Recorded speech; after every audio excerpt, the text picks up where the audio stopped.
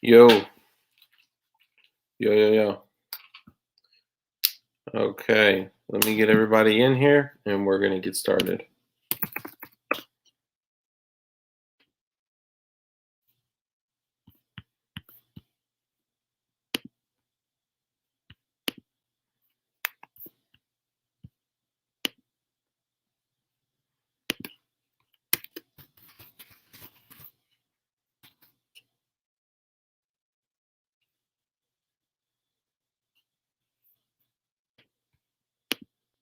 What up? Guys, we got a seriously pretty exciting show tonight. Give me a second to get everyone in and I'll explain what we got going on. John D, man, I've been there too, brother. Yeah, I've been there too. Hang tight, y'all. Guys, and I know that there's some people that I owe the PDF to. And there's some guests that I haven't been able to get back with. It's just this whole thing of being a husband, father, running a business, and streaming and everything. So bear with me.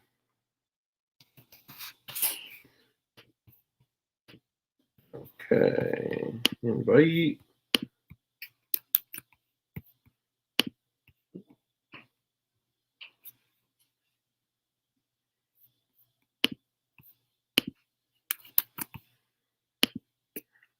Okay. All right, so while I wait for that, that's probably a good idea, TM. Okay, so tonight we have a really special show.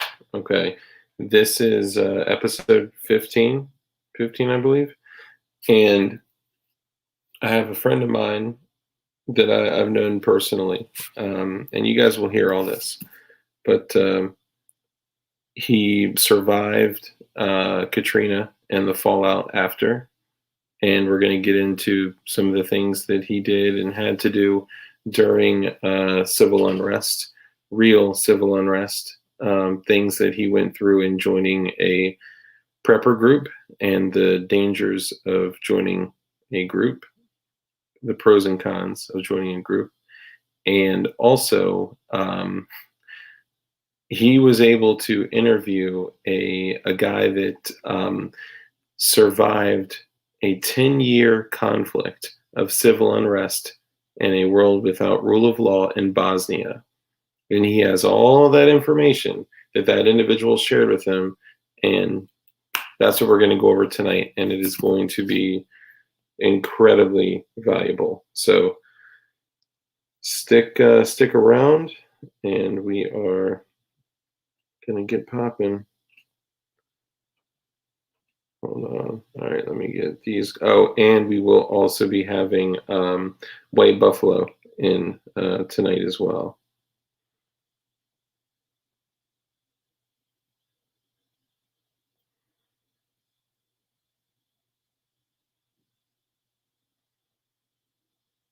Okay.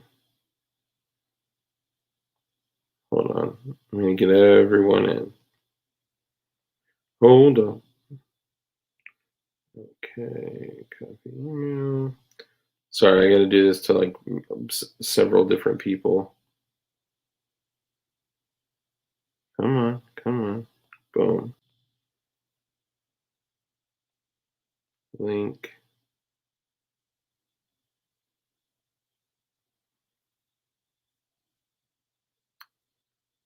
Come on, mofo. I'll get you in 1 second, Light.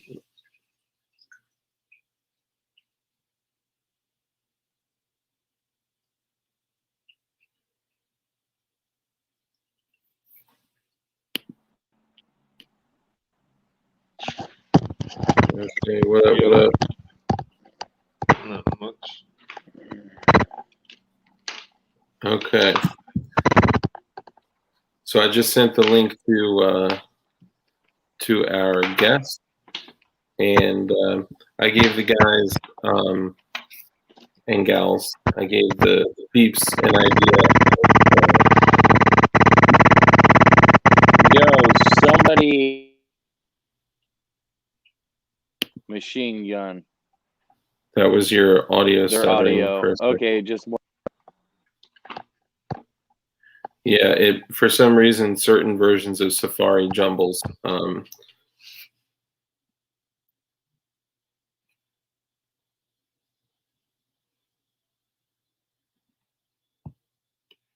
We lost Cliff.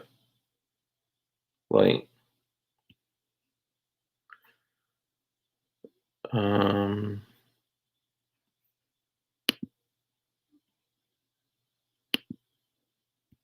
Let me get a test from you, Buffalo. Yo. Mic check 1 2 1 2. Word.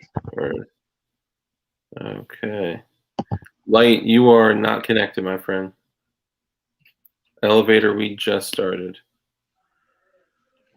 Goy, what's up, brother? Not much, What's man. going on? All right, let me try to get Light back in here. So everybody, this is White Buffalo. You guys requested that he return. He is back.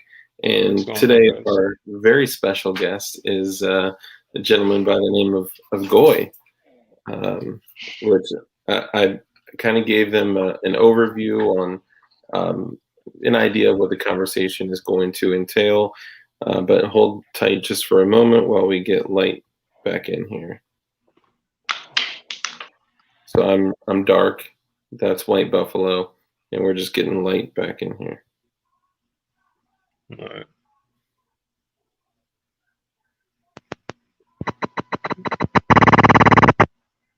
Dude, hold on. I think it may be all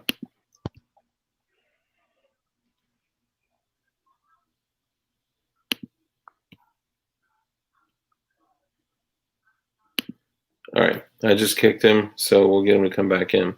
Okay, so let's go ahead and start. I know that Light was having some issues with his audio anyway.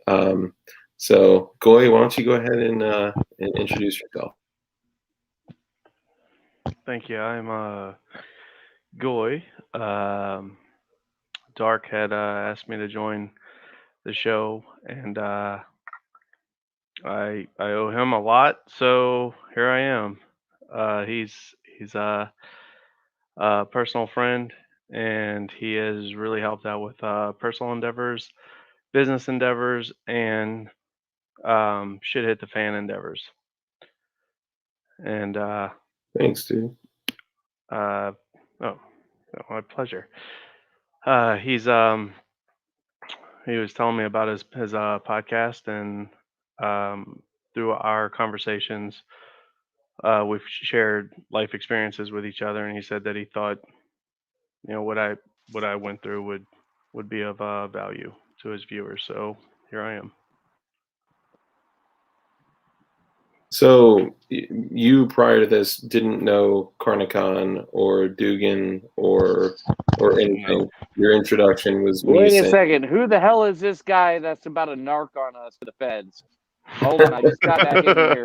Who's this guy?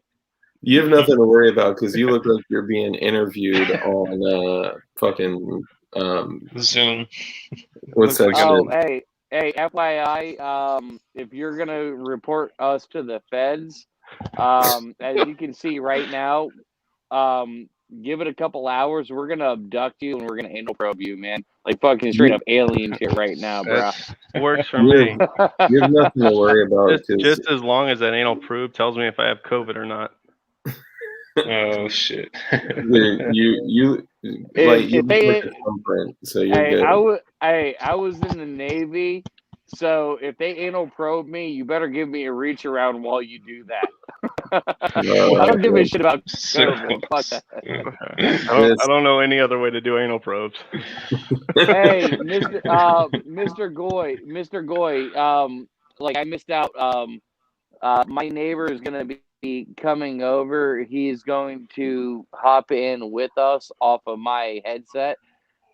He's not going to be another tile on this stream or this or that, but he's a medical professional. Give me a heads up. Who are you? Give me a little backstory. I don't know if I missed it or not. Yeah. We're 5 minutes too late. Yeah, a little bit. I know Dark. We have a personal business and relationship, and so met him a couple of years ago, and just Was talking it and at a shooting truck shit. stop? It wasn't. No, it was Okay. a That's how little I more met professional. Let the man That's how I talk. met Dark, and it was only $20, but we became friends after that. Only 20. Shit, you got a deal. I'm I cheap. know, I know. All right, let the man talk. I know. I'm sorry. I'm being an ass right now. Go ahead, brother. No, Dark has an anal probe ready to go. Sorry, go ahead. of course. Yep. And so he was telling me about a new podcast he had going, and we're picking up some momentum. And through our just getting to know each other, share some life experiences that I went through, and he thought the viewers would get some value out of it. So You were the gentleman that he was telling me about that actually went through New Orleans with Katrina, correct? Yep. All right, so I'm pretty sure Dark has already explained to you. We may have an idea and a couple of bullet points where we want to go to, but we never set it up in the scenario where it's oh, hey, tell me bullet point number 1, number 2, number 3. We started off as a conversation between multiple people, and we allow it to develop into, hey, this is what ended up happening. This is this and that.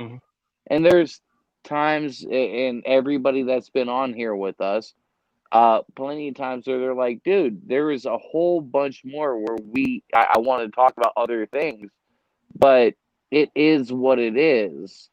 So, also, Dark told me that you were willing to come on here with your own face and say what you got to experience during those trials and tribulations. So, I mean, I don't want to like directly push it into that narrative right now, but let's just have a friendly chat between 4 people right now, and then we can get into it. So, I mean, I know there's a lot of dark shit and a lot of effed up stuff that I don't agree with, that I know you had to deal with during that time frame, and it is what it is. So let's talk.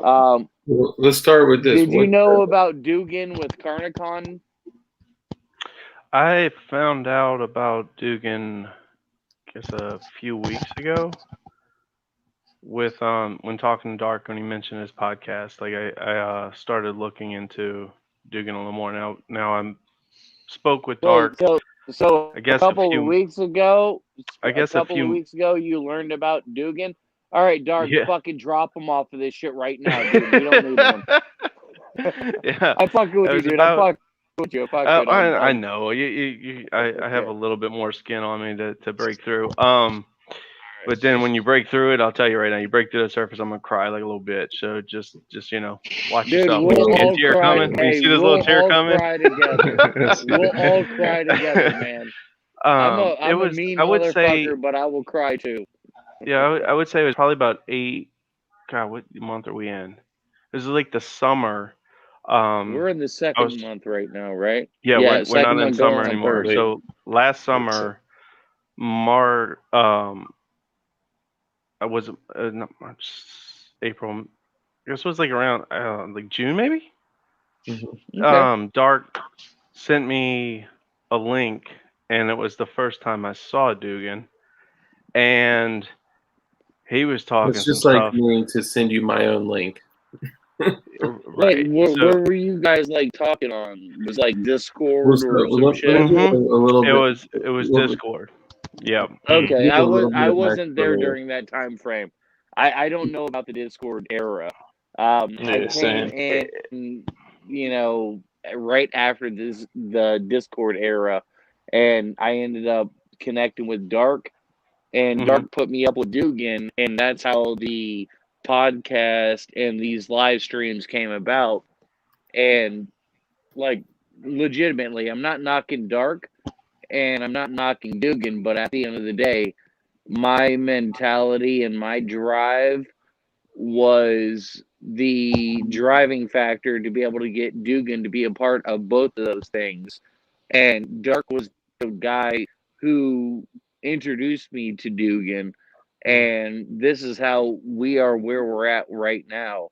And, it's one of those, we're not looking for monetary or anything else like that. But at the end of the day, I was happy that Dark hooked me up with Dugan. And then at the same time, I started the podcast and I got Dark to be able to do the live stream and do all these other things.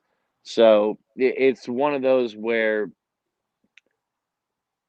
they weren't expecting multiple things to be able to grow and develop from just a phone call. Mm-hmm. And Dark, and I love this motherfucker because he knows that I was doing everything I can to hook up callers and guests and reach out to people. And he knows that I'm going through a dark time personally. And he legit stepped up and started reaching out and getting everything going again. And so, Dark, I love you, brother, man. Straight up. Love you too, brother. Give it back to the guest. All right.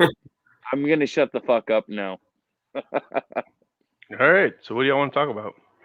So let's start with so you've kind of entered a world of preparation, independence, and arming yourself, security, and you weren't always like that.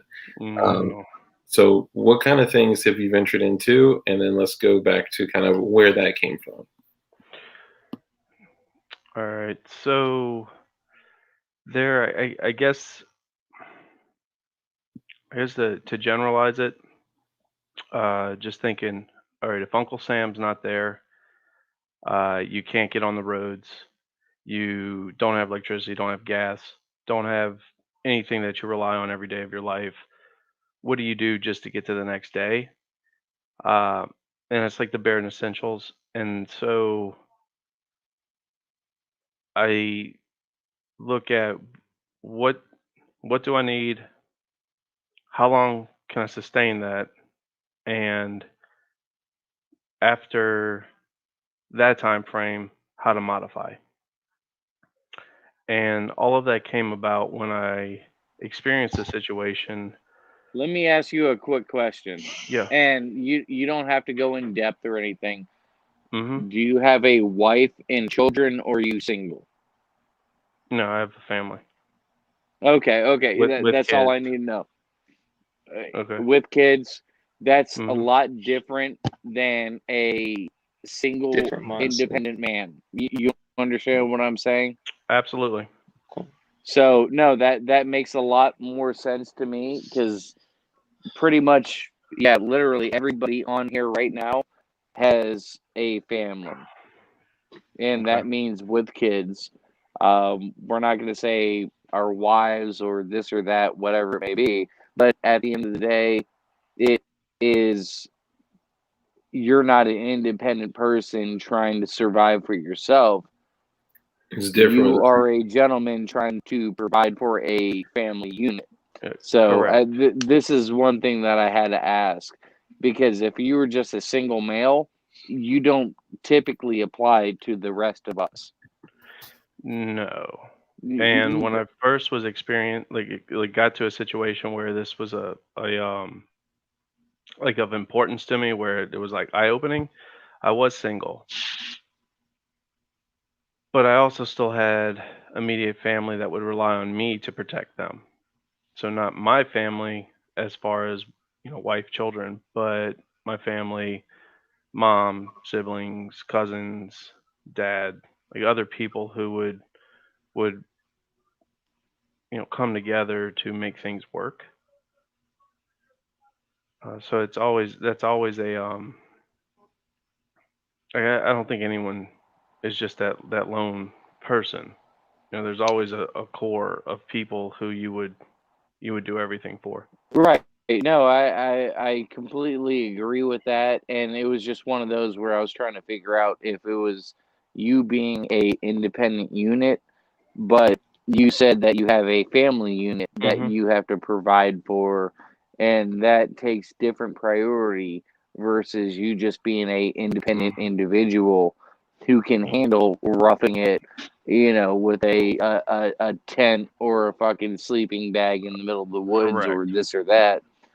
When you have kids and a wife and all that other shit, it becomes a completely different scenario. You have to provide more than just for yourself. So Yeah, no, absolutely. that's the only reason Absolutely. why I brought it up, man. And it wasn't like, obviously, it wasn't to knock you down or anything. It was Mm. just like me trying to figure out your side Yeah, of the story. where I'm coming from. Yeah, Right. But and at the things I same time, I don't consider. want you to dox yourself. So please don't dox yourself on anything that you say. Mm, Okay.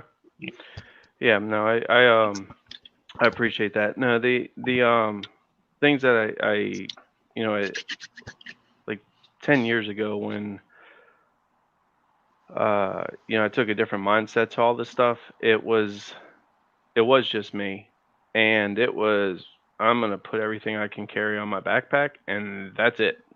I'll head into the woods and just be away from it all, and just wait for things to settle down, kind of mentality. And now I don't really have that option. Nope. I have a special alarm, not for me, for everyone else. It's a toddler running around. I can't control what they're doing, so that's you can't just go be quiet in a corner somewhere. No. There's and chances are you're going to be making a lot of noise. So Yeah. it does change things significantly. Got to build a bunker now. hmm Yeah, yeah, castle. So you've been getting into, arming yourself, security, kind of Yeah, prepping, and a lot of that came from your experiences. So yeah. So where, so prior to the whole Katrina situation, um I had firearms, but I mainly went to the range to shoot just for target practice, just to shoot. Mhm. Um, and then after experiencing Katrina, I realized that security is a big concern. Um, Sure. with an incident like Katrina, I guess it's like a catch-22, but trees were on the roads, so you can't go anywhere. The good thing is no one can come to you. So You're you left for don't yourself. have to worry about convoys coming and taking your stuff. But um, it was still so that being the catch-22, you can't go anywhere. No one's coming after you. But it got me thinking, like, so how like separated from where I am now from back then. I evacuated New Orleans to head north to Jackson, Mississippi, where I had family. I did not bring a firearm. I did not bring anything other than a couple of days of clothes to change into. Typically, when I was growing up, our hurricanes that were coming in, they came in, they left. We didn't have any issues. Yeah. So I was expecting a hurricane party, which is when you go to somewhere outside of the hurricane range and you drink for that amount of time, and No, then hey, fuck you. Don't tell me what a hurricane party is. Because a okay, hurricane. Florida, No, baby. no, no, no, no, no, no, no. I'm telling you right now, don't you disgrace what a hurricane party is, because I'm in You Florida. party while you fucked up in that storm. Days on Yes. end. okay, that's a different hurricane party than I'm used to. This is a city boys hurricane party. all the alcohol, all the beer disappears off the shelves. Mm-hmm. People And know. Better stock up while and you guess can. what? Guess what? Like within the next 2-3 days, there's still water on the shelves like you would not believe. But Or Who the needs two. that? first day you can't buy booze or beer off of the shelf because that's Florida. That's a hurricane party. So, I know That's Louisiana is a right. different story than Hey, I tell Florida. you, We have our own I tell different you, viewpoint. Florida is due for like a Cat 5. I'm telling you. Yeah, dude. So, If a So, Cat like, 5 hits us, like we're legitimate, like legit Oh, fuck, yeah, sink. Marines. We're not I don't have leaving. I don't We're have a not boat. leaving. I'm not going nowhere unless I drive Yeah, out in gridlock. That's why you need a truck or yeah. something. We're not leaving, but at the same time, if we hear it's a Cat 5, guess what? We're going to divert half of our alcohol budget to be able to buy water. This is gonna be a long one. Yeah. Oh, it's a Cat 5? Oh, shit. I got $400. Okay. $200 for alcohol, $200 for water. All right, we good. We 3 good. pallets of water. Get some Burnett's vodka, whatever the yeah. cheapest it is. Yo, so I get That skull. Yeah, what am I supposed to call you? I see Goy on the screen. Goy yeah, works for me. Goy. All right, I don't Mr. like that word Goy. at all, man. Yeah, What's that? I don't care for it Fucking honestly, but I have no Well, problem I didn't with make it. it up. Y'all take it up I with know. guard. No, that it's Hey, crazy, man. But we're not even gonna get in that subject tonight. one thing I want to say, dude, is legitimate. You went through the whole Katrina BS. That was Mhm. fucking some rude fucking, sociological awakening Mhm. on your end for you to be able to see how the government, the cops, nobody's coming to help you. Yo, It Fortunately, is yeah. what it is. yeah. Fortunately, me and my immediate family, we were able to evacuate.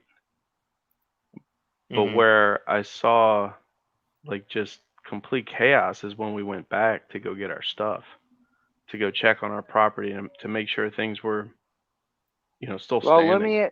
let me ask you a question because I've seen a whole bunch of videos of Hmm. people in New Orleans that had their truck or their John boat or this or that loaded up with their firearms, heirloom, Hmm. antiques and all this other shit, and they're trying to get out of the area, and they ended up all getting confiscated. I've also seen Mm. videos of people in their houses sheltering in place The and the grandmother. police and National Guard coming in there and taking their firearms away from them. Yeah, you remember that one of the grandmother?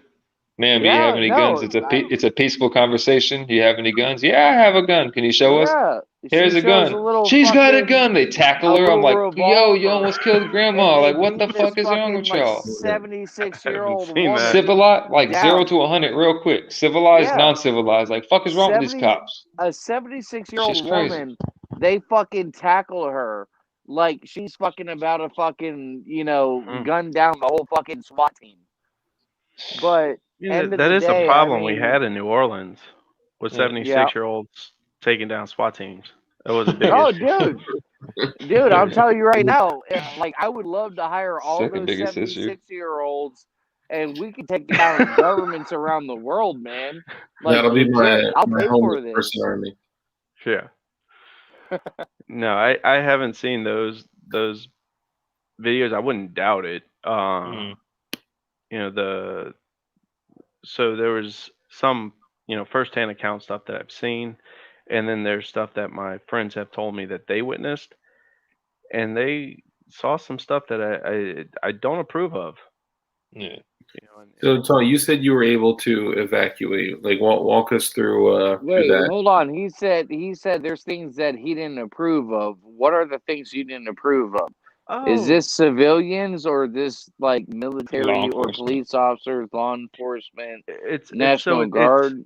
so when there was when everything went to martial law in the area, when the curfew was called, if you had to go outside your property, you were okay to go outside your property. If you went outside your property carrying a weapon, there was a shoot on sight order. Wait, you're fucking with me. If you left your property and you had a I, gun on you, there was a shoot on sight. If you had a gun on you. so yeah, so a person who who I was very close with, had an uncle who was in town, and they were told that by the military that if you have to go adjust something outside, so say you have a shutter that's banging into your house. Now this was all after. I mean, this is a couple of days after Katrina So if you passed, have a shotgun on a sling and you're trying to after fucking curfew. yeah, Yes. and it's after curfew and you're trying to On fucking site. fix your generator to get Yeah. power to your house, and The if word somebody was that shot you, it Mhm. was legitimate. No, he Like said there's off no site, right? ifs, ands, or Off your buts. property, right? No, if you were on your property with a weapon after Oh shit. curfew, they apparently had it was okay for them to drop you. You were considered a threat to martial law. and this wasn't just military or police. This was anybody that And pulled the people say trigger that on military somebody. won't shoot I us. think that was a military. That's That was nuts. when the military was in control of New Orleans. Right, but I mean, military's in control, but if somebody were to shoot out their bedroom window, they're not being prosecuted. Oh no, there It was none falls of under. that. No, there was none of that. Okay. But someone shooting out of their bedroom window shouldn't be shooting across the street at someone Yeah. who's Right, you know and I apologize. I'm not trying to be an asshole, yeah. but like No, I I've mean heard a lot of I'm crazy I'm not stuff taking about it that way. Katrina. I've Yeah, heard a no, lot of crazy stuff about Katrina, and I'm not happy about that situation. Oh, yeah. And Not even you from the know, I conspiracy will, theory side of it. and I will straight up tell you, not on the live stream, how I would deal with certain things. But Mhm. it is what it is, and that's a fucked up situation, man. Because I'm interested in talking about the martial law scenario going on in all right, Louisiana because I mean that's Buffalo Bill, I know you've yeah. raped a lot of fucking white people in your little fucking dugout dungeon. Go ahead, ask Mr. Goy your question. No, I think it's a useful piece of information to have, piece of knowledge about what they were doing during the martial law, like how they were moving, especially with what he said about shoot on sight. If it they were So talking about a civil war that happened, so it's not too far fetched for it to happen, nationwide instead of a localized point after a mhm. natural disaster. Natural disaster happens, so I think it's interesting. Yeah, so we had, I guess it was 10 days after the storm passed, our area opened up, and so the family I evacuated with, we had a caravan. We were able to find fuel in Jackson where we were. Mm-hmm. The reason we were able to get fuel is because a relative of mine was a doctor, and one of his patients owned a gas station. So he was on the list of the gas station owner to call and say, "Hey, I have gas. If you want to come get some gas, bring your Mm-hmm. family, load up." Um, Nice. which in a situation like that, It's I crucial mean, and vital as hell. he's being very generous to us, but he's also looking out for his best interest. He needs a doctor, Yeah. so it's everything it turns into, um, a give and take trade. Everything is a trade. Everything is a barter at that point. What That's what I can And was you gonna. do for me, and what can we trade in the meantime? That's what it mhm. is, and that's legitimate, and that's not Well, a and negative that thing. was 2 days after the storm came through. We lost electricity for 3 days in Mm-hmm. Jackson. The main issue with the electricity there was the road closures. There was too many trees for the utility companies to get through and get power back on. But if there's no power, there's no pumps. So as soon as the power came back on, the um the gas station owner, he didn't turn on his pumps and say open for business. Yeah. He let his Had the family fill money. up. He let his friends fill up. He made sure he made like he made sure that the people he wanted I mean, it was just a situation where I'm giving you this, and if I need your services in the future, Yeah. you're gonna return them. He took bartering care of system. everybody to be able, like his Mhm. friends and acquaintances, to be able to allow them to get the hell out of the situation. Yeah, And it is Yeah. what it is. And And I'm And not where were talking you? about that. Where were you located at? Where was your old house in relations to the dome or the bowl? Where got the So I brunt and the worst. was on the West Bank in New Orleans. So it's called the Wank for the locals. Hmm. So it's across the river from Hey, let me ask you a quick the question. CBD. Where's Yeah. Magnolia Third Ward? Juvenile. I have no idea what you're even talking about. The artist. Like the rapper Juvenile. Third Ward, Oh, Juvenile? Magnolia. Okay. Oh, okay, I Yeah. gotcha. So according to a friend of mine, he lived on the North Shore. Mm. Like how far away is that from where you were at? Where I live, I'm a hip hop fan, man. Like legit. 45, It's not He 45 likes to minutes. back that ass up. Yeah, Dude, legit, you gotta 45 On minutes that. from where you On were. that solid. Yeah, so 45 New minutes Orleans, from there to there. it's an interesting area in New Orleans. You can live outside of New Orleans and still be in New Orleans. Yeah. That's just what you say because it's like the centralized location, and then the suburbs of New Orleans are New Orleans. Hmm. And the one, so you have, if I can put it on a map, you got New Orleans, and then there's Lake Pontchartrain, which is a very large lake, and north when you cross Lake Pontchartrain from New Orleans to go north, you're on the north, what we call the North Shore, and Juvenile had a house on the North Shore. All right. And just to get across the bridge for Lake Pontchartrain, it's like 25 miles.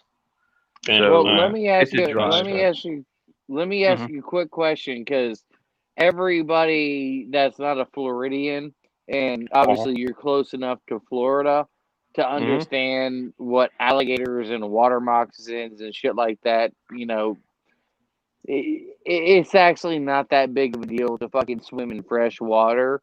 That everybody also kind of thinks it's not Australia. We're not getting brown recluse and all this other crazy shit. But at the end of the day, up there, you guys have alligators. You guys have swamps. You guys have all these other things. But at the same time, you understand Florida, where Everglades. people are afraid of fucking going to Florida because alligators and fucking, cottonmouths and shit like that. But at the end of the day, it ain't that fucking scary. Just don't let your dog fucking swim near the water. Dude, That's our about it. roadkill, we had three types of roadkill in New Orleans. We had we had armadillo. Yeah. Nutria. Nutria is like a big aquatic rat. If you're not familiar with nutria, go look them up. No, They're I know what nutria is, real but we don't got them in nasty Florida yet. creatures. We don't got them in Florida yet, motherfucker. No. Oh, Yeah, just wait for shit. them We to got come. iguanas. So we have armadillo, nutria, and alligator. That's the roadkill I would say. Like Damn. alligator tail just on the highway, chopped up because some semi just ran it over. I'm like, what the hell is this? No, So, yeah, yeah. that's Nuts. that's That's a no lot problem. of carnage. Yeah, it's a mess. Holy shit. Can you hear? All right, Yeah. hey, hold on. Just giving you all heads up. He's not going to be on camera, but he's going to be on the same mic as me. This is a nurse, an RN for maybe 10 or 15 years of service. And he's a good friend of mine, and he's also going to be in the other earbud of mine. So just giving him heads up. This gentleman who is our guest, he actually dealt with Katrina when the levees broke and they had to deal with all these other fucking crazy things. So I'm just kind of filling him in because he just came over right now. So other than that, yeah. giving heads up. I know a whole bunch of rednecks. If it's a deer or an alligator, and it just got ran over, dude, legit, we're frying and cooking some shit up tonight. We're eating that motherfucker. All right, so All let's right, get back so to your story and your yeah, experience. Dark, you fucking set up the scenario and you place what it needs to be, because I'm done at this point. Done and done. All right, Goy. So let me know your experience. And you were talking about you guys finally secured fuel, and Yeah, so we got enough gas to get back, and when Walmart opened, they were getting shipments in sporadically, and they got shipments of gas cans, and apparently they didn't know to limit it.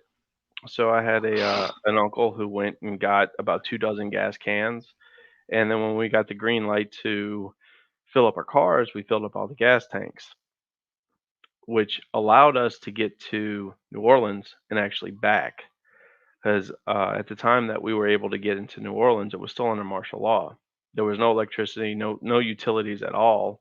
There was National Guard checkpoints in various areas. And are they like searching you as you go through the checkpoints? They weren't. They At the time we went, they weren't. So it was about 2 days, I think, after the National Guard got there, and they, I guess, felt things were secured enough. Yeah. To get into where we were, there were no checkpoints. But then we went into a area that was getting closer into like the river, like the end of the line, I guess you could say. It was it's Mhm. called Belchase. So my mom was actually living at Belchase at the time, and there was only 2 bridges to get into Belchase, and both of those were checkpoints, and they were staggered barriers. You had to zigzag through barriers to get in, Yeah. and they were escort only. So you had to prove that you lived there, and then the guy told us we had 15 minutes to go check on the Wait, when property you and get. say escort only, is that like the police are following you in N- to be able Not to the like grab police, supplies? not the police. National Guardsman, like a soldier, escorted us in. We were able to, uh, make sure there was no major damage, like windows blown out. Like essentially, it was, if you have a window blown out, you can tape it up and then you can leave. So we grabbed as much as we could. With the escort, we're supposed to have 15 minutes. We were probably about 25 minutes. They really didn't challenge us on that. They were really good about, letting you check on your property, but you had to have multiple proofs of identification that you lived there. Pieces of mail, driver's license. Open the fucking door. There's a picture of me. Yeah, really. Yeah, Shit. that wasn't enough. Was you had that to prove to it at the gate. I got past you guys. You guys' fucking security Yeah. sucks, dick. Oh, what the fuck? I watched the Chappelle show, like legit. I watched the Chappelle show, and this black dude said, "Hey, this is my house," and the cops are like, "Oh, I've seen this before." Officer Jennings, this black dude came in here and put up pictures of himself and his family, and Yeah. Terrible, you know what? We know this Negro over here. He's like fucking. He ain't supposed to be here. Dave Chappelle was a wild one. Yeah, Nah, I it was love very Dave similar Chappelle, to so. that, but no, I mean, they didn't want people who were just sightseeing, I guess you could say. Yeah. And so we got out there. I mean, I felt like I was just like raiding my mom's place and grabbing the stuff. Like, she made a list of the stuff she wanted, so I made sure we got that, and then everything else was just bonus. We secured the place, made sure no one broke in at the time. Made sure all the doors were locked, and then we had to leave. You got your beef jerky? Yeah, This yeah, fucking no. My beef jerky was at my place. So then after What kind of that, stuff did you grab? it was so at the yeah. time, because gas was such a pain in the ass. A bicycle, clothes, like bank statements. Like it was mostly documentation. Like we did not Sure. prep as if this storm was going to wipe us off the face of the map. Yeah. Great. Which That was a question I wanted to yeah, so we didn't go ahead and evacuate the way you're FS. supposed to. We didn't take our valuables. We didn't take our our silverware. We didn't take um our passports. Like we were expecting 2-3 days Mhm. without electricity. We'll go ahead and Jackson, hang out with some family, have a mini vacation, come back, and everything will be great. Little did we realize, because I never experienced a storm that just wiped out a lot of stuff, Yeah. that we sucked at preparing. We sucked at packing. I mean, there was nothing we did that was intelligent about the way we left. We had no anticipation that there would just be a, like pretty much Uncle Sam went on vacation. Hmm. So what Yeah. would you do different now? What did you learn? What kind of checklist did you make? Did you limit yourself? Well, yeah, like would you limit yourself on the checklist or just It, you know? so stuff that I regretted not taking, I think would be an Yeah. easier way to say it. Pictures.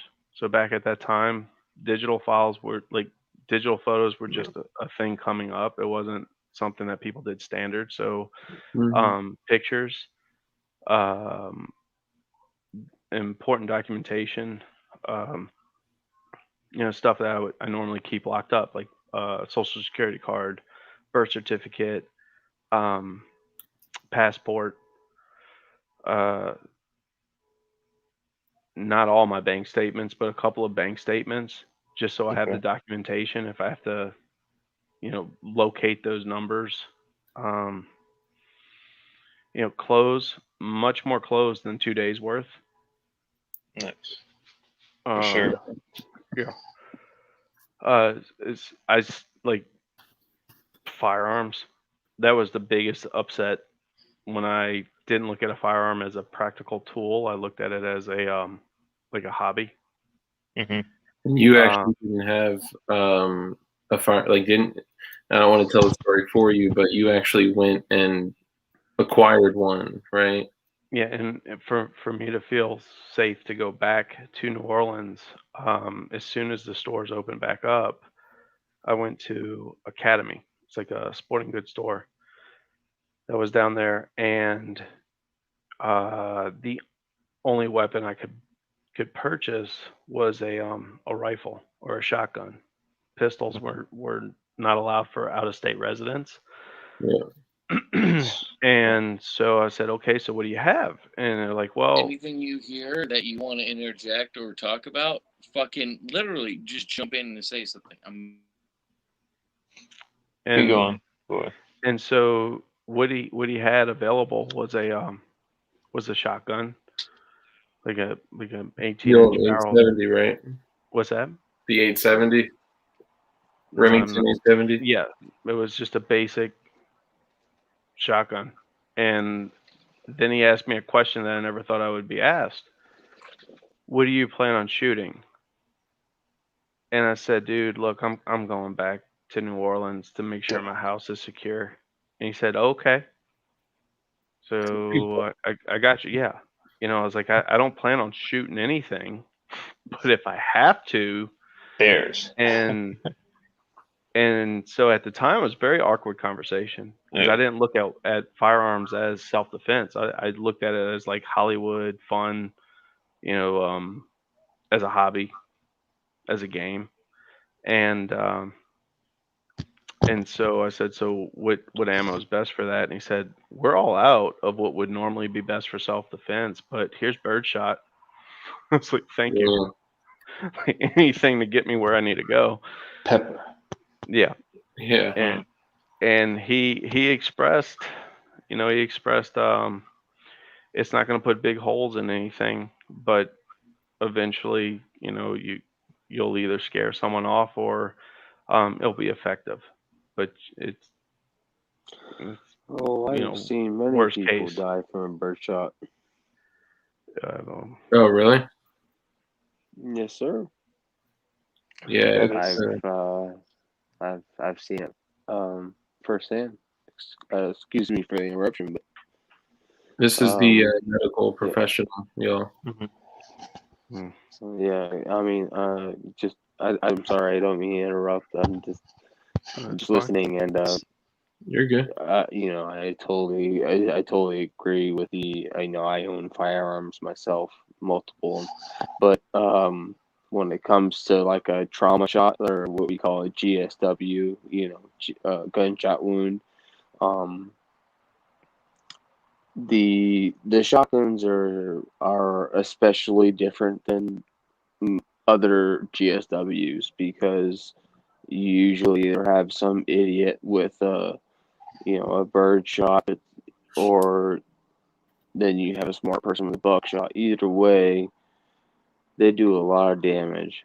If if you got it, I'm sorry, go ahead.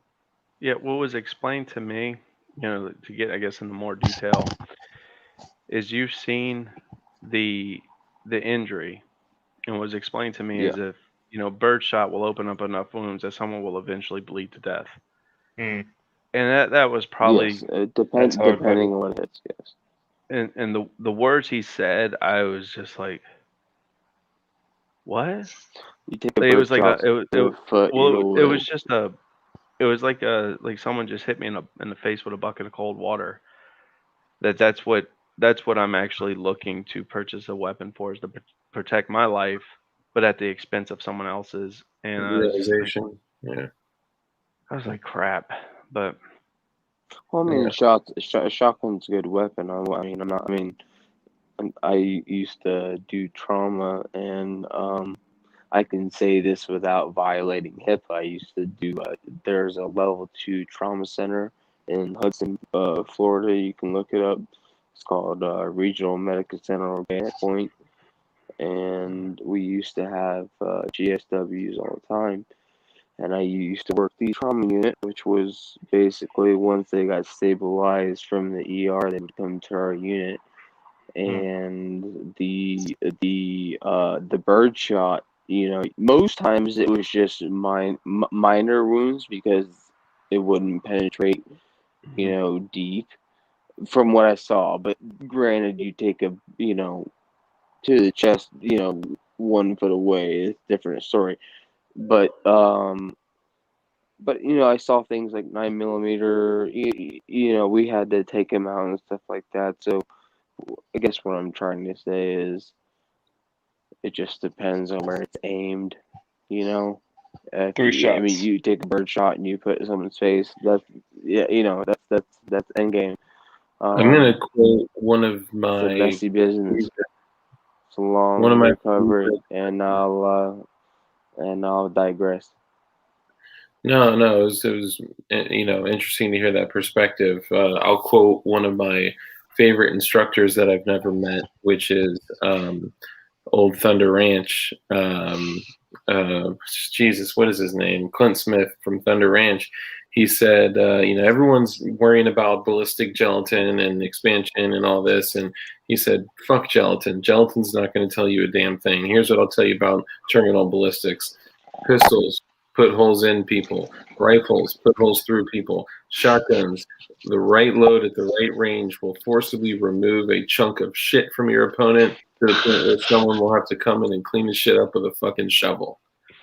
And there's nothing more true than that. Shoot him in the dick. I walked out of range. But to give you all a heads up, and all of our fans and people in the comments right now, because I don't know how many people are in chat.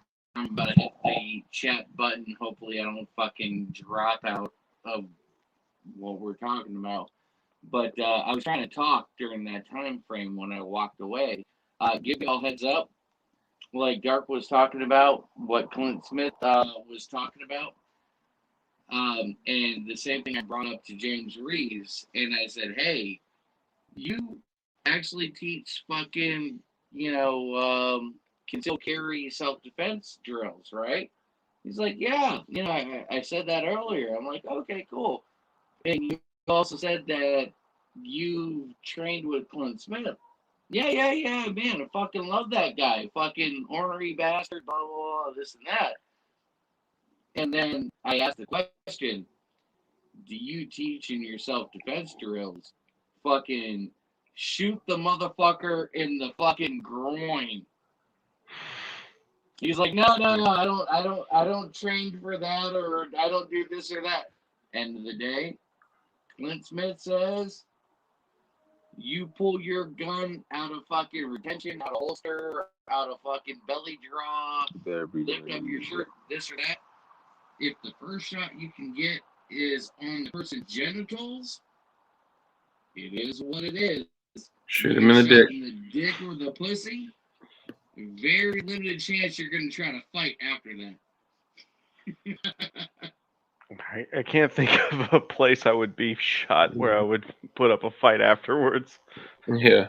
True. Dude, That's just me. Like, legit, I can Shut my imagine getting pinky shot toe in the off. fucking arm. I can imagine getting shot in the arm or the leg or the hand or the foot. Has And I'm anybody in still this willing to conversation never been shot before? No. Say, talk loud and I stabbed myself in the sorry. hand. That's a close. hold on. Everybody be quiet. Everybody be quiet. Tell me if you can hear this person talking. Has anybody been shot before in this conversation? No, only shot Did at. everybody hear that? I can hear it. I have not been shot. Talk louder. I've been stabbed. Okay. Has anybody been shot in this conversation? No. No, nobody's ever been shot in this. Actually, I've caught in a ricochet on my ankle. It was shrapnel, but I never got shot directly point blank. Then let me tell you Is something. that why you limp like a bull-legged bitch? This Matt gentleman Demand. this gentleman that's going to talk right now is actually a medical professional, and he has at least 10, maybe more years in this field with fucking like car accidents, gunshots. I mean, you name it, even drug overdoses. Name some crazy, stupid shit in Florida. This man has dealt with it. So, anyways, only thing I was gonna say is that when you get a gunshot wound, you don't feel it immediately. Just speak up. I don't know if you can hear me. I'm sorry. Maybe. Yeah, you're good. Yeah, we can hear you. When you get a gunshot, okay, thank you. When you get a gunshot, immediately you don't feel it. Now, if it's in an area where there's, artery, that's when you have to worry about. But I'll leave it at this. I'll take trust from experience that getting shot in a non-lethal area, like say you get shot in your thigh, okay, in your thigh where you have a lot of muscle and you don't hit an artery.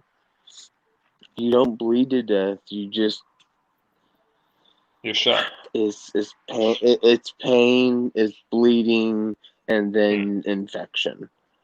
And that's. I'll leave it at that. I'm not trying to I have impose on your conversation, but it's a question about a gunshot like that. Would that be from adrenaline kicking in, or is it just that it is such a quick and sharp and like instant that you don't even your brain doesn't register that it happened? Right, as you just say, it happens so fast that like you'll see it before you feel it. If that So answers your basically, question. You have, what would you say, a couple seconds to react before? Yes. If you're in a life and death scenario for you or your family, you still got a couple seconds after you're shot to lay a motherfucker out for your family, basically. All right, you see it all the time. Good knowledge. Hopefully, I can. You know how you pop see off. If you see in the movies, you can take a 50 caliber to the heart, and you'll still have less than 5 seconds to do something. I mean, if that answers your question. Right. That means God damn, I'm looking at a zombie at that point. Adrenaline flowing, and I don't know if that answers your question, but but there's nothing flowing at that point. It does. What I was trying to say was though that like if you get shot, everybody shut the fuck up. He's trying to say something. And I'm about to digress. Only thing I was saying is if you get a gunshot wound that's superficial, that's non-life threatening, you'll see it before you feel it, Right. and it's treatable. And I'll stop right there. Okay. So Yeah, basically, the brainstorm. medical professional that is here right now is saying that if you happen to get a flesh wound or even a meat shot on your body that is not life threatening, you're going to see it way before you feel it. And if you're already in adrenaline mode, you probably won't even notice you getting winged or even getting a deep tissue shot and doing what you have to do to be able to maintain until after the adrenaline Don't and get me wrong, the pain is everything gonna wears off. come. Don't Yeah, get me no, wrong, for the sure. pain is coming. Oh I'm yeah, just like he said, don't Over get here. him wrong. The pain is coming, but Yeah. it will be there. But this is medical professionals, so where it Yeah. sits at the We know, appreciate it. is he's gonna Excellent say you're gonna knowledge. be really badass or whatever. Yeah, the people that I know have been shot Really badass basically or have this or said that, they whatever. feel the energy, then they feel the burn. Like they don't feel it at first. I had a buddy that was stabbed by the classic Walmart buck knife, the black and silver buck knife. He took one through his lungs and kept fighting, and he thought he got punched because he just felt the energy, right? And he kept fighting, hitting a dude in the head with a belt buckle, and even like got in the car and rolled out and was like talking smack on his way out, and he just felt his shirt soaking wet, and that's when he realized, like, oh my god. And the people that I know that have gotten shot, they basically said that they felt like the energy, and not even felt like their body absorbed anything. Then they feel the burn. Then when their adrenaline starts to wear off, then they feel the pain, and your body is incredible. But sorry to take it away from you, Goy. Go ahead.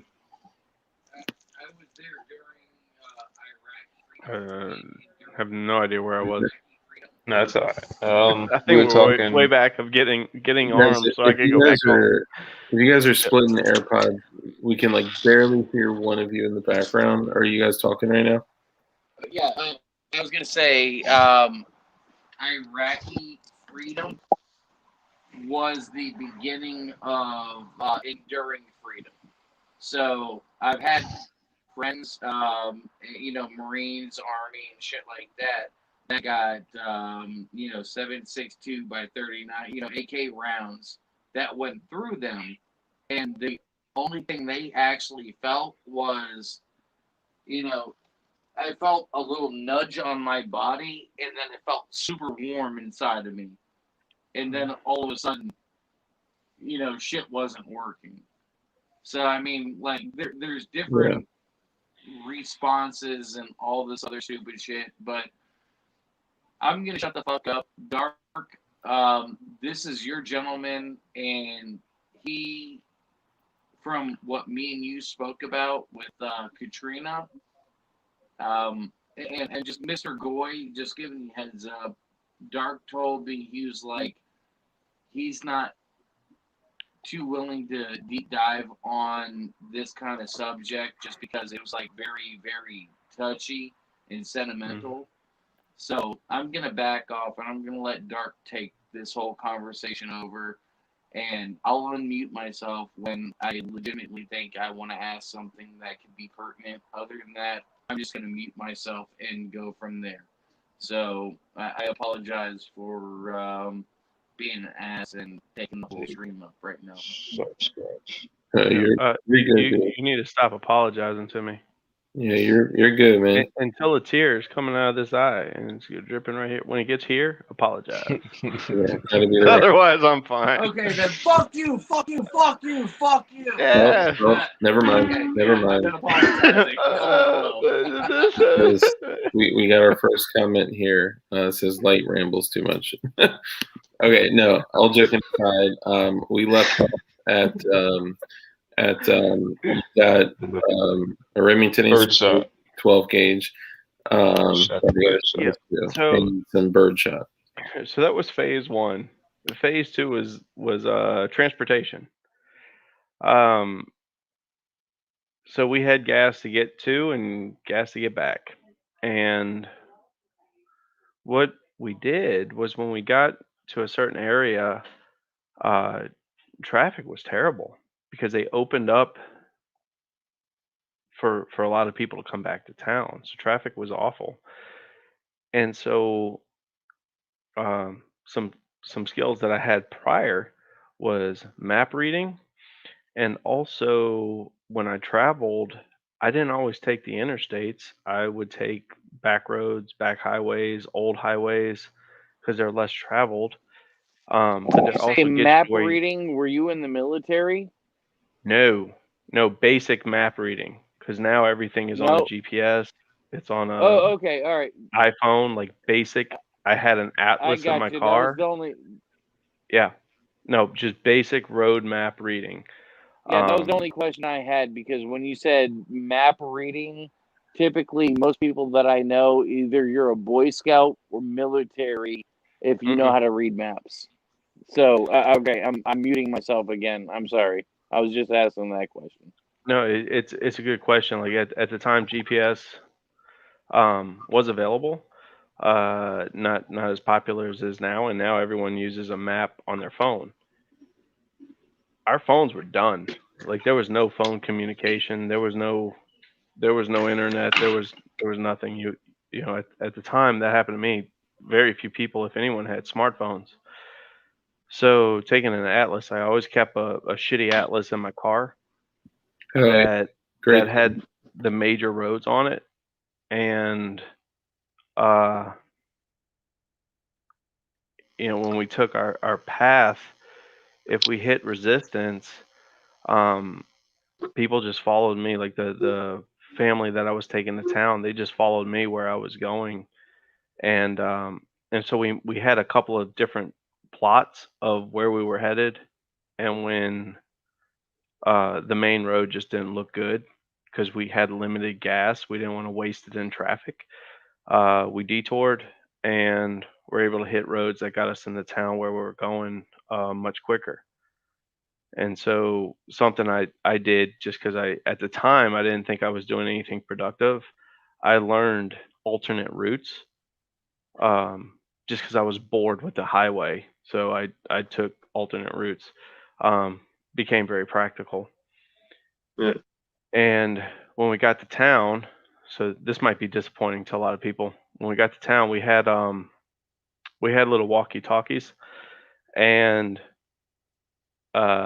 we happened to be on a channel that the National Guard was using, and we were thinking we were going to intercept some like major stuff, right? And all we heard was, "What are we eating for lunch?" And some other guy responds, "We got chicken sandwiches." And I'm just like, "Well, I guess we can kind of, relax a little bit if they're just concerned about what they're eating for lunch." Yeah, it's a pretty good sign. Yeah. It probably saved us an hour and a half of traffic going the back roads, and it probably put us out 15 miles. So all in all, we saved a significant amount of gas doing that. Nice. And then when we got to where we were going, we had a specific, what are we doing? We're making sure no one has broken into our property. We're getting the items that we already made a list that we were getting.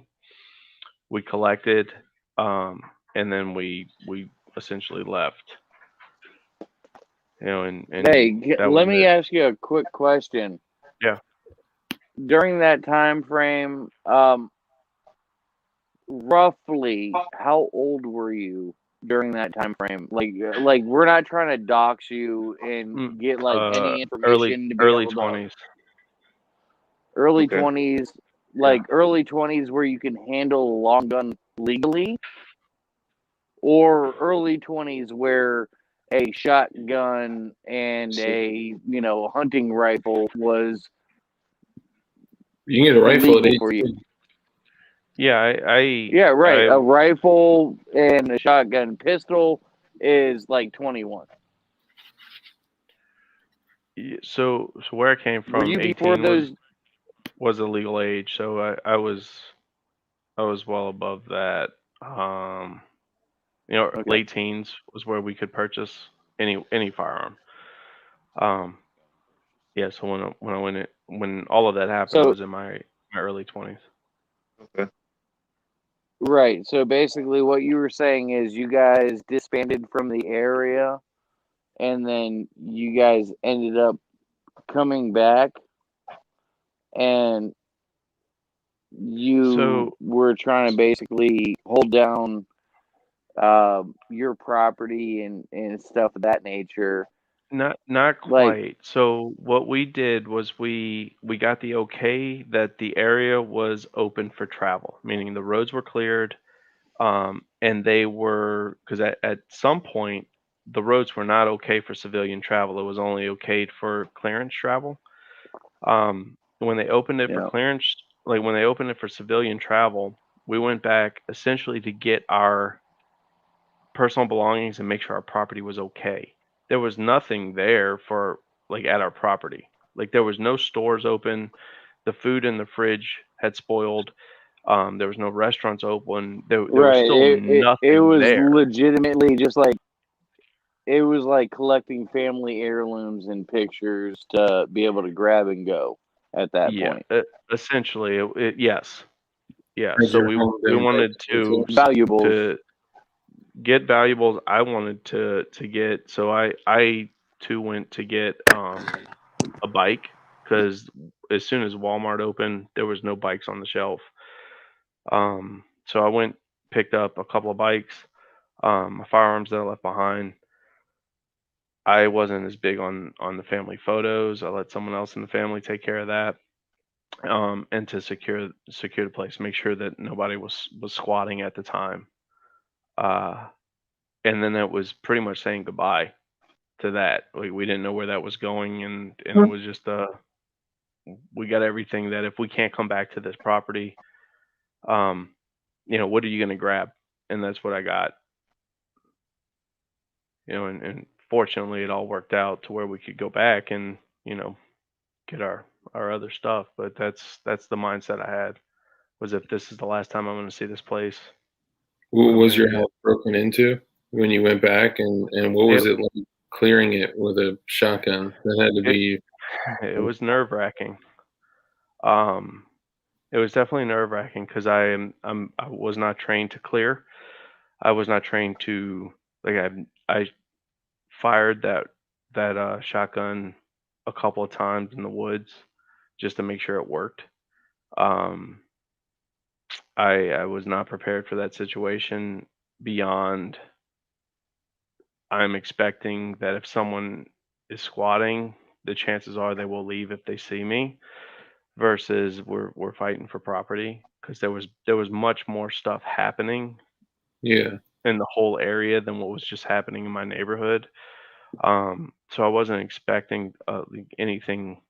It's like you prepare for the worst but hope for the best. And so, um, I just figured I was more armed than the person who was going there. If someone was there, and nobody was, which was fortunate. that's good. And I was Yeah. also, because I knew my dad, so we didn't evacuate to the same areas, but we were in the same home. Um, he was coming back from a different area, and he didn't have a firearm.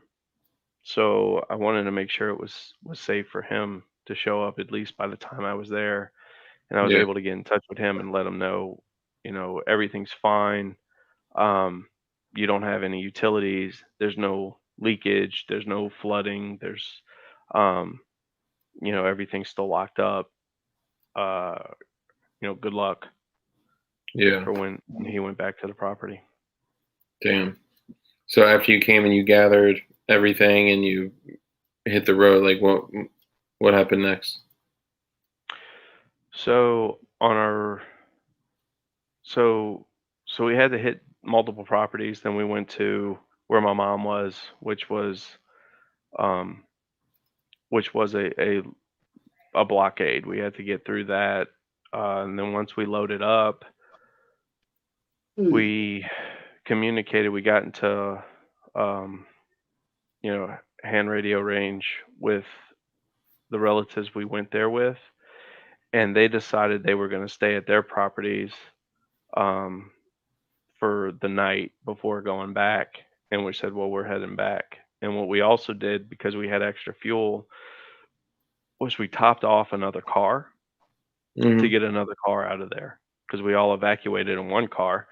And we're like, well, we might not see this again. So we went ahead and got another vehicle just to have, more options where we were going, because we Yeah. really didn't know what was like when fuel was going to come back. We didn't know when electricity was going to come back. We didn't know anything really at that time. And then we head back, and apparently a lot of people had the same idea as we had, which was to come get your shit and get back out, Yeah. because we ran back into traffic. And so we were sitting in a lot of traffic, and we were just, at some point we had to pull over, and we had those gas cans filled with gas that we were able to top off our car a little bit and get to where we were going. Yeah. And then So we just my bad. When you left, were you one of the lucky ones who had family to go to or a hotel? yeah, so we did have family. We had it was in the up I think it was in the lower 20s of family who evacuated in one household. And we were there for a week. After 5 days, when things started kind of settling, um, family members who had family in other areas that were less hit started branching off and going. So the first 5 days, we had like 20 people in the same, like 20 plus people in the same house. Damn. And then like the next day, there was Yeah. like 5 people left. And then the next day, a couple more people left. And then the next day, a couple more people left. So it, it was inconvenient. Yeah. No, I mean, for sure. All around. The whole fucking thing was inconvenient. Yeah. But Yeah. it seemed like it got better. But then what was really odd is when there was less people, you're kind of like, it feels like the party's dissipating. Mhm. Like it's like we have less people to run into. We have less activities going on because there was always people finding something to do. Yeah. Yeah. Um, Quiet. but then and I think that's when it kind of starts like wrapping around that people are trying to gather their stuff and start picking up where they Mhm. left off, which was a major storm coming through. And so it's like, all right, so what are we planning to do now to get back to norm? And I never did move back to New Smart man. Orleans. Yeah, Yeah. we'll just stayed further north.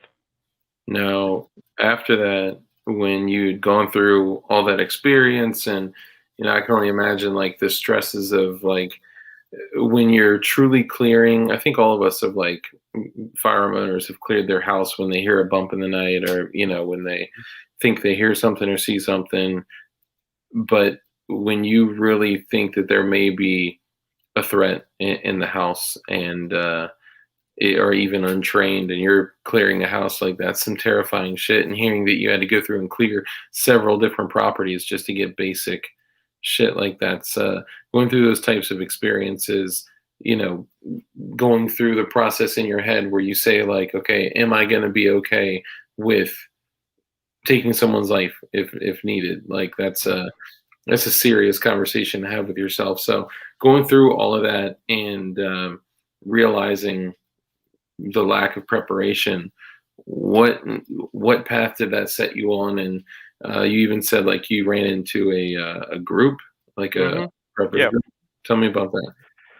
yeah. So what I started doing was just kind of keeping my ears open for different opportunities to better prepare myself for what the situation that I that came across me that I didn't have any control over. And what I what I found was I started going to the range with more purpose, and realizing that most people, even if they have a firearm, they're not accurate, they're not trained, they don't know what they're doing. So Yeah. that just gave me more confidence to be like, okay, I will be able to prevail. And then once I felt good about that, again, keeping my ears open, I ran into a group that was formed after Katrina that they were, I don't know if preppers is the right word, but they would prepare for disasters. They would prepare for however long, whether it be a day, a week, a month, Hmm. if the government had a full shutdown. And they they were a very large network that covered the state of Mississippi at the time, where um, they set up ham operation so that someone at the north end of the state could communicate with someone at the south end of the state, because our cell phones were done. Like there Yeah. was no communication, no electricity, so you didn't have regular phones, you didn't have cell phones. And so if you had family north of the state and you were in the south of the state, if you were part of this organization, you could at least check in and make sure someone was okay so you could get that off your plate. Like I don't have to go travel 6 hours to make sure, so Yeah. and so's fine. Um, so they established communications. Um they worked on how to prep for meal. What are you going to eat? What are the best ways to preserve food? What's the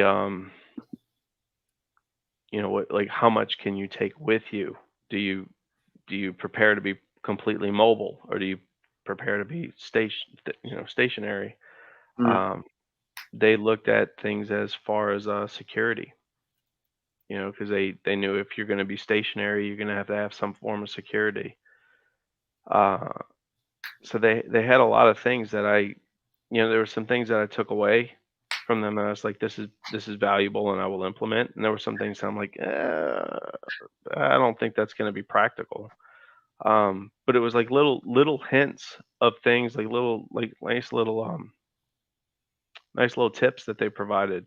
Like one guy, he said, he had a set of cards, and it looked like playing cards. He took them out of this box, and it was all of the plants that were edible in a particular region of the United States.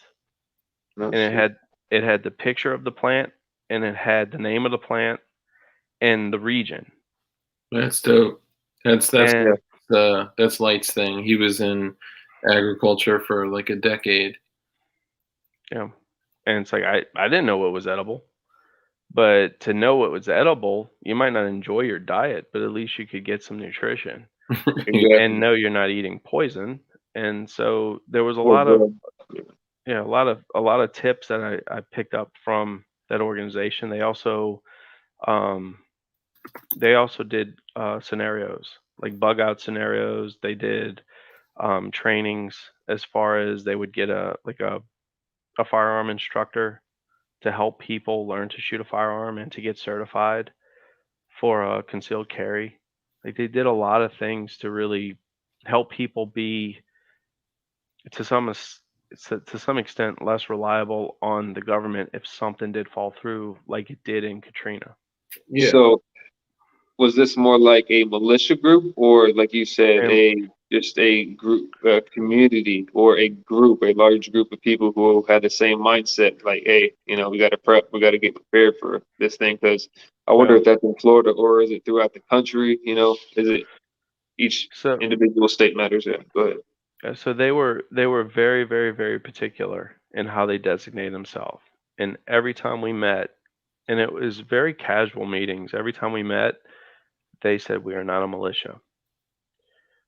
We are a group of people who want to make sure that we're safe if something like this happens again. Um, so no, they weren't a militia. They were not politically oriented. Everyone was invited. It was people who essentially felt the impact of a situation like Katrina, where everything's ripped from you that you're used to, and having kind of like a just a person to lean on and say, like, I need help.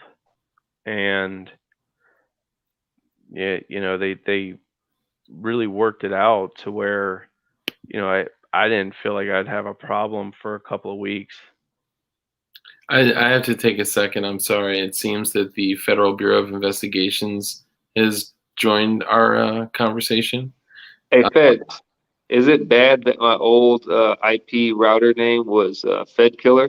Like, is that a crime or something? Is that a threat, or is that just like me being an ass? Wait, hold That- on. Is that White Buffalo talking? Yes. That's Buffalo, For the feds. White Buffalo Bill. Hey, White Buffalo, do you own a dog? No, Okay, thankfully. then yeah. Then yeah, PETA ain't gonna have an issue when they come in there and shoot y'all up. You won't feel a thing, according to a. I was talking about FedEx, the company, though. You know what I mean? Like Fed. I'm You know, smart. That the guy. the funny thing is that out of the 46 people here right now, I'd say roughly 2 to 5% are federal agents reporting back to their station chief. Huh. Hey, straight up. Hello, friends. No, Hey. good. Good news Hey, is Dark, nothing bad's can happening. you hear me? Yeah.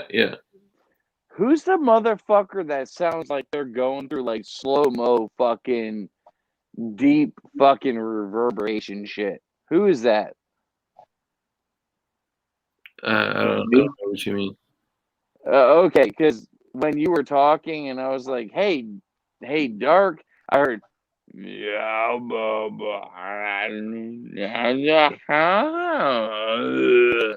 like Probably in good. reverberation, slow-mo fucking That's interesting. shit. Yeah, it's I don't know. Well, Mic check. well, fuck everybody. My personal medical physician left the area, and I'm back on both comms on this frequency. So Excellent. where it sits is legitimately. I've talked to a whole bunch of people. I've talked to you, freaking Mr. White Buffalo. I mean, me and you both met at a fucking gun show. Like, we have no affiliation, but like we traded off phone numbers and ended up fucking becoming friends and talking about shit. But the one thing, like, I keep on passing on to everybody, and the same thing with this new guy, Mr. Goy. Legit, if the power goes out, if reception goes out on fucking cell phones, ham radios, fucking electronics, you name it, that's the point in time when you actually cock and load your airsoft, your pellet guns, or your legal, fucking firearms, and you stand up and maintain protection of yourself, your family, your property, and the property around you. It is what it is. And like Dugan has said, because I've talked to multiple people about this same subject, and I've talked to Sigma, and I love Sigma like you would not believe. He's fucking awesome. Dugan likes him, Dark likes him, but the same thing I'm going to tell all y'all, I've argued straight up, and Dark can admit to this, between me and Dugan and me and motherfucking Sigma. There's certain things that I do not agree with and I do not stand with. And at the same time, Yeah. I keep on saying it is what it is, but you have to be fucking in control of your own situation. If you're an independent male or female, it's you on you. If you're a male or a female with a family unit behind it, it's you in a group or you in a group. Male or female, it doesn't matter. There's a group behind you. It don't matter. It is what it is. So where it all sits at is this gentleman has talked to you about fucking Katrina, explained to you on what he had to deal with, what he saw, and a couple of other things. If you don't get fucking flooded out in your area and they still consider it a natural disaster, guess what? They don't have to come through in fucking rafts to fucking take your guns and your security and your protection away. National security can be there's no fucking food being fucking traveled down the interstate. And they can still come and take your guns and your protection for your family away. That same protection, you can turn around and shoot a deer, a hog, an invasive fucking hog, in fact, or a fucking squirrel or a blue jay, you name it. Something to be able to fucking put food on the fucking plate. It's not about preventing people from fucking surviving. They don't give a shit about that. They're looking at being able to justify reducing your accessibility to firearms so you cannot provide or protect yourself.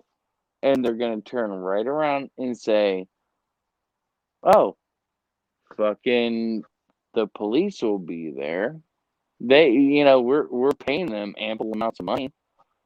Well, if you have 3,000 people to be able to take care of 30 to 50,000 people in your community, even less than that in some cases. Exactly. It don't work out in your favor. So please, Randall said, change your name from Light to Lit. No, like seriously, please. And I'm going to tell you right now, if you're one of the people on the sideline, this or that, and you're in the middle of renovating your house, if not, okay, no problem. You're not going to need any windows broken in. So, plain and simple. You, your wife, and your kids are in the living room, and all of a sudden, your three best friends fucking kick in the front door.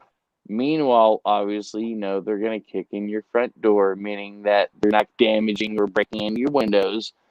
But you determine how long it takes from the moment that three people invade your household with you, your wife, and your children, or just you, or you and your children. It don't fucking matter.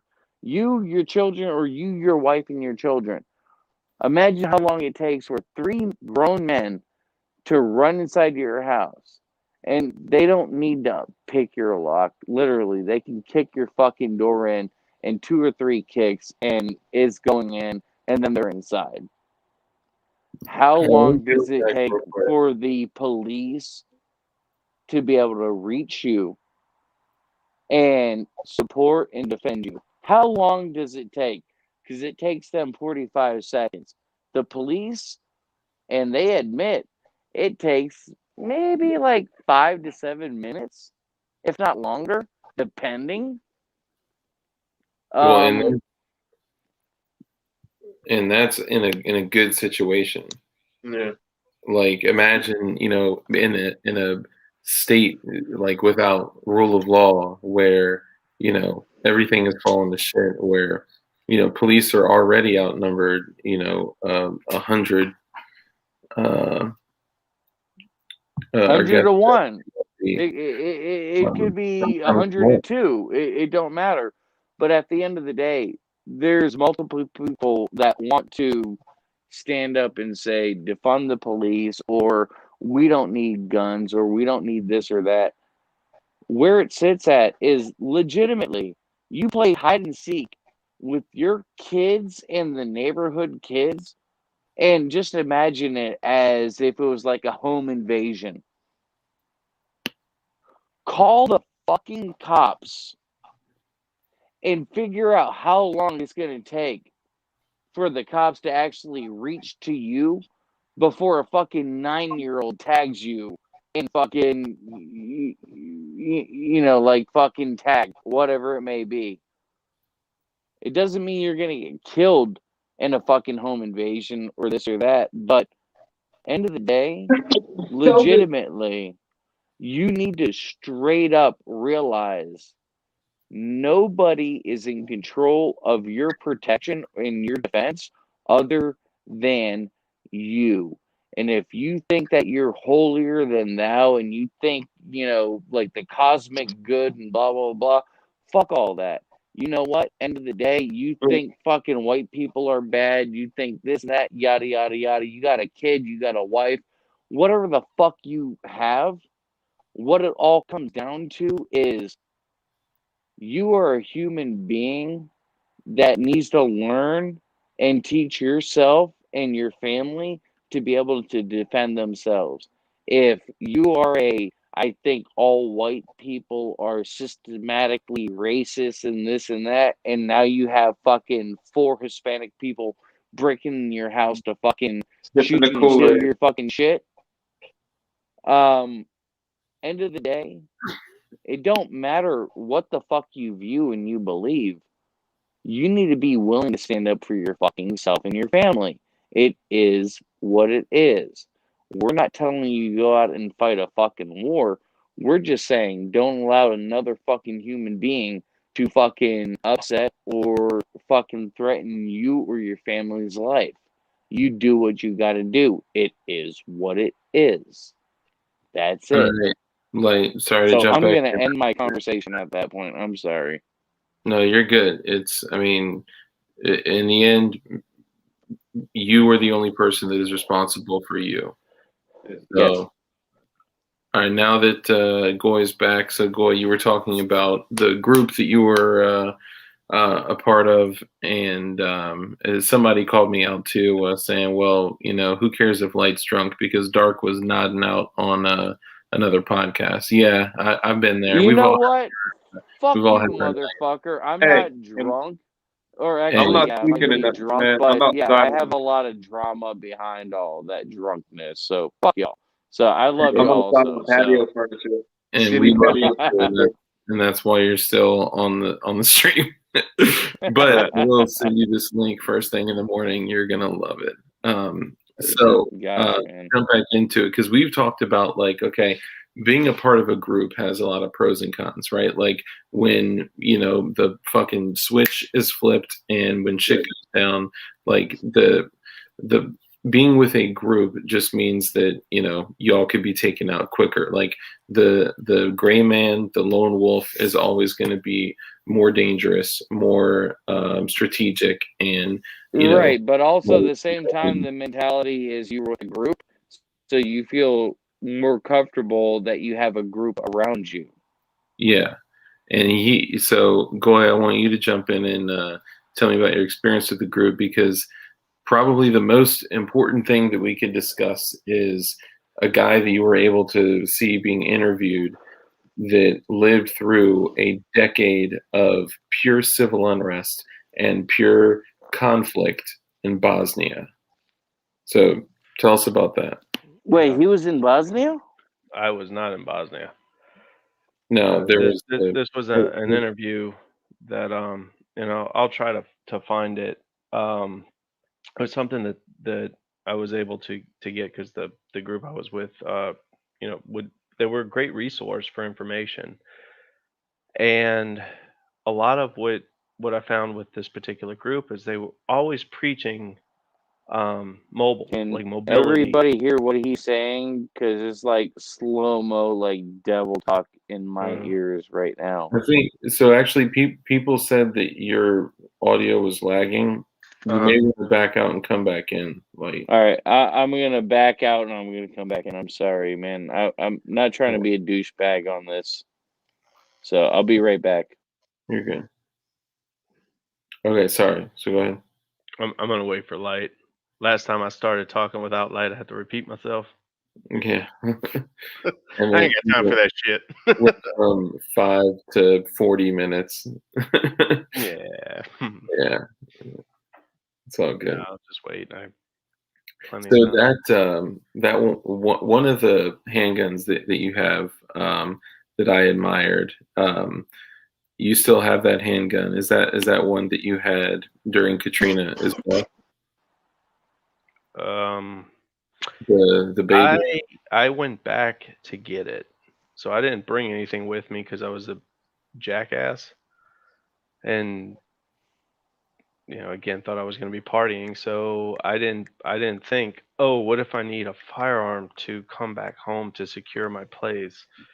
So I left it, but yeah, that was the only thing I had back then. Gotcha. I was just curious. So it has a lot of sentimental value with it too. Mm-hmm. Can y'all hear me? Yep. All right, let's do a quick audio check. My screen is frozen. I can't see y'all moving, but whatever. It's fine. As long as y'all can hear me, just make sure. Yeah, you look good over here. Can you hear me? Yep. Yes. All right. White Buffalo. Yeah, it might be frozen on your end, but we can actually see you moving your head left and right.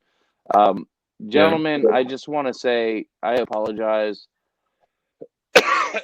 I'm dealing with my own personal things going on right now, and I'm not trying to be an ass. Like Dark is supposed to be the one that brings the dark side of the conversation to things, and me being light, I'm supposed to bring the lighter side to things. But where it's at, if you guys see my thumbnail, you guys don't see my face. You just see the background. You look like you're in WITSEC. Say again? You look like you're in WITSEC. What's that? Witness witness. I got you. Witness protection. Dude, it's all, don't trip. It's all good. We love you. No, like legitimately right now, and like I want all of my fans or all of our fans and guests, and I'm not even saying fans, the people that listen to us and also Dugan when he's on, legitimately, Dark and me, we both have families, just like Dugan. Dugan is on a sabbatical. Yeah, Dugan's on a sabbatical, and yeah, he does some D-Live things here and there because he can do it at those certain time frames versus coming on a strategic thing here and there. But both me and Dark, we have our own families, we have our own kids, and we have a lot of problems that we're dealing with. Family wise or sociologically or business, you name it. It just happens to be one of those times where it's actually pinning me down and hurting me really badly. And it's really hard for me right now. So I want to, I'm going to be a part of it. Some love. I'm going to be a part of it. And at the same time, I don't want to be negative or hurt anybody in the chat or our guest. And Mr. Goy, dude, like legit, I want to ask you a whole bunch of questions here and there and this and that, but there's a lot of things where it ends up coming down to where some of the things I say might be venomous or poisonous versus being a legitimate question to be able to help other people hear an answer or a viewpoint. And I'm sorry, man. It's just a bad point in time for me right now. And I know everybody has their own family and their own shit they have to deal with. So in this stream, in this stream, if you have anything you want to ask, I will answer it the best I can. And if it's something that is something that I don't want to discuss, I'll politely say, don't feel like you're insulting me, man. You're doing great. All right. So I will ask you a question. I've muted myself a whole bunch of points at this period, and the reason why is just because I felt like I might be toxic to this whole stream. Obviously, I know it won't be toxic even if I'm being toxic, but so with the whole Katrina thing, you left and then you came back to secure your property, correct? Yep. When you left and then you came back to secure your property, and literally, I just want to ask a couple questions, just like quick, straight to the point, and then go a little bit deeper. So you came back, and Dark told me like you had to clear your house with a fucking shotgun, you, your family, or just you by yourself, whatever it may have been, to pick up valuable items or whatever it may be. That's something that happened, correct? Yes. Did you ever run into National Guard or the police trying to take your firearms away from you? Because I've seen multiple accounts of people on boats, vehicles, and this, that, even on foot, where the National Guard or the police took their firearms away from them during this whole scenario. Did you luck out on this whole scenario and was able to take care of your property and then move off to a different area and recoup, relax, fucking do what you have to Okay. do before you have to go back home? Or did you ever So experience any of the National Guard or police like taking firearms away from people? so I think I'm getting the gist of what you're asking. So what we did was we waited for the area to be secured. So when the area was secured, it was still under martial law, but they were Hmm. not treating everyone as if they were criminals. So I did not experience someone looking in our car, even when we went through the checkpoint. They did not, they didn't ask us to get out. They just wanted us to provide identification.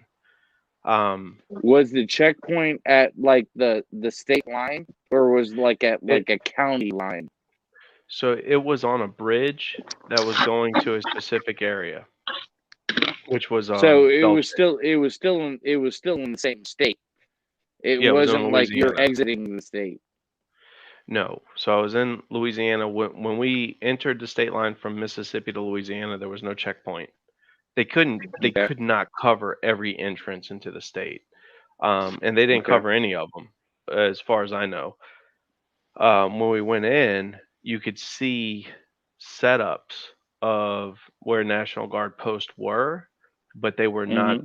vetting, they were not screening, they were not, you know, checking. Um, and the only time that we actually got we were stopped, we couldn't proceed, was at the Bell Chase Bridge. Um, so to my understanding, because we waited after they opened up for civilians to come back, we still waited a couple of days to play it safe. Like we didn't want to get into some of the stories that we heard that were happening. And I don't know, like, at some point it's people who are reporting to us versus what the media, the news is reporting. And so some of the stories are gonna be intertwined. But to our understanding, they had a breach in the levee, and helicopters were trying to deliver sandbags and barriers to barricade the levee to stop the water from flowing out. And what they were met with was people shooting, um, firearms in the air at the Like the helicopters. helicopter. Yeah, No and shit. yeah, they people who were there looked at it as an opportunity to run the area, to take it Like over, and like how far away were you from that area? so my neighborhood was far enough away to where that was not a problem for me. Was it like 30 minutes, 45 minutes? I would say it was 35 minutes in a 35. car with normal traffic lights. During Katrina, you could probably get there in 10 minutes. Like Okay. All right. you know, there was no traffic per se. Right. Um, The only reason I say that is because, you know, if it's like a football game going on or like some crazy shit going on, a 30-minute drive could turn into a 4-hour drive. You know what I mean? 30 minutes right, away right. can turn into a 4-hour drive. So what you're On, saying is like on a it's like a normal 30 day, minute. yeah, Okay, so yeah. I can understand what you're saying. Um, And so we yeah, saw the area as not safe, not secure. Like when we heard that there was actually people who were challenging the government, challenging the repair, challenging just the normal, uh, just the normal like systems that would protect people from flooding. We're like, you know what? Now's not a good time. And at mhm. that time, I don't even remember because it was irrelevant to me. I didn't say, you know what, yeah, let's just go. I say it's not time for us. So I don't even remember if they were allowing people to come in to the area. It wasn't But one of those things where you're like, oh, I'm planning on this and that. It was just like, oh my God, all this shit is fucking happening right now, and you're just yeah. trying to fucking like take care of my own property or just, you know, get out of the area and protect and do what I have Hmm. to do with my family. Correct? Yes. Yes. That's Right. correct. You're not Billy Badass. You're not fucking CIA agent. You're not like, No. oh, fucking levee broke. Oh, I'm doing all these fucking crazy psyops and all this other stupid shit. You're a common human being with a decent head Correct. on their shoulder, and you're getting all these things thrown at you, and you're like, fuck. You're trying to figure out how to cope with the situation at hand. Correct? Correct. Okay, so That is I'm that not is I would say that's 100% correct. okay. So the things that so you when it's going on, you're hearing a story that's coming through local news. The radio or TV, whatever it may be. Right. And then you hear firsthand accounts from people who are in certain areas who have friends who did not evacuate because either job didn't let them or they chose not to, who are somehow getting through because cell phones you could get through. You might have just had to call the same person, 20 times before you actually were able to get a It was overwhelming phone. the cell phone networks. They were, and a lot of the networks were down. So then the networks that weren't down were overcompensating for the ones that were. So Let it me was ask you. very, very spotty. Let me ask you a quick question, because I've brought this up multiple times, and we actually had a stream on this, or I think it was actually a live stream on this, and maybe also a podcast. Um, did you hear anything about um, people on ham radios, I as didn't. in talking about like setting up? Um, you just said you didn't, so I don't have to go I any further. didn't. But what I was going to say was I, talking about like scheduling for freaking ambulances or fucking helicopters come in to rescue people, this and that. You already said you didn't, so mm, that's all I was I going to say. yeah, I didn't. So like I said, like you're looking at somebody who was oblivious to anything that could ever go wrong in the world. Mhm. And we were lucky to have for some time we had power. When the power jumped off, we had batteries and a radio. And that was our reports. We didn't have, walkie-talkies. We didn't have anything that would really be our own communication systems to intercept anything like that. So Mhm. we didn't. Um, I wish I Okay. did, but No, we like hindsight is fucking 2020, like a motherfucker. Yeah. And this is one of the reasons why I was asking about these extracurricular things. And obviously, it didn't matter if you had them at the time or not. This is why I was asking, did you know ham radio operators, or do you have understanding on certain Yeah. things other than that?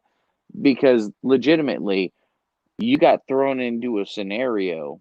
It doesn't matter if you're a survivalist, a prepper, blah, blah, blah. hmm That's going to test the fuck out of you, your family, your extended family, blah, blah, blah.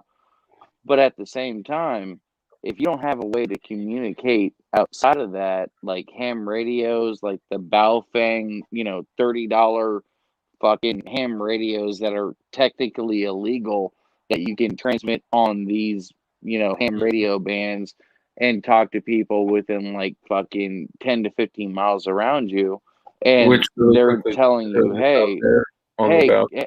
hold on, Dark. Hold on, Dark. Real quick, hold on, Dark, shut the fuck up. Hold on 1 second, bro. I'm and about I to will cut the stay stream. quiet again. I just want to say 1 second. Oh, There's a Baofeng right now on sale on eBay. They're usually $30 or more. It's for $19.99, and it comes with the earpiece, push to talk, an extra battery, all that shit. Email me if you want the link. Sorry, go ahead. yeah, no. Fuck you, asshole. I love you, Dark. I really do. Thank you for fucking plugging that shit, because this is the same thing that I'm trying to talk to Mr. Goy on.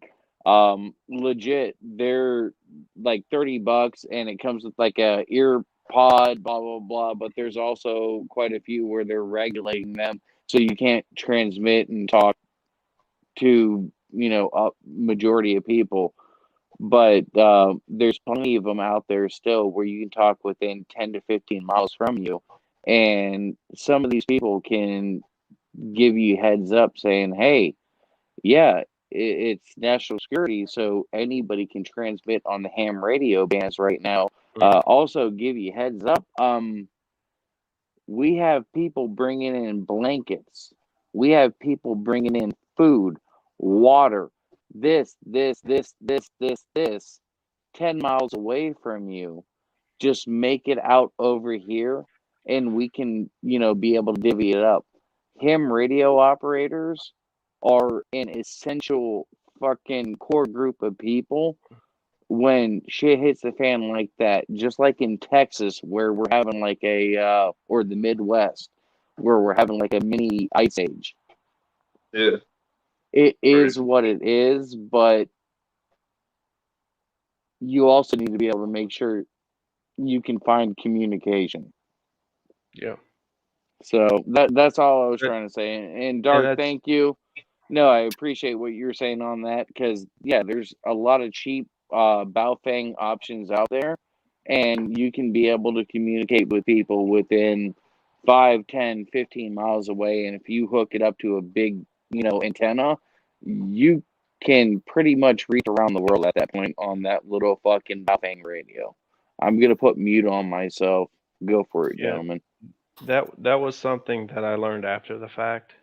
Um, I at the time, that was the first cell phone I had.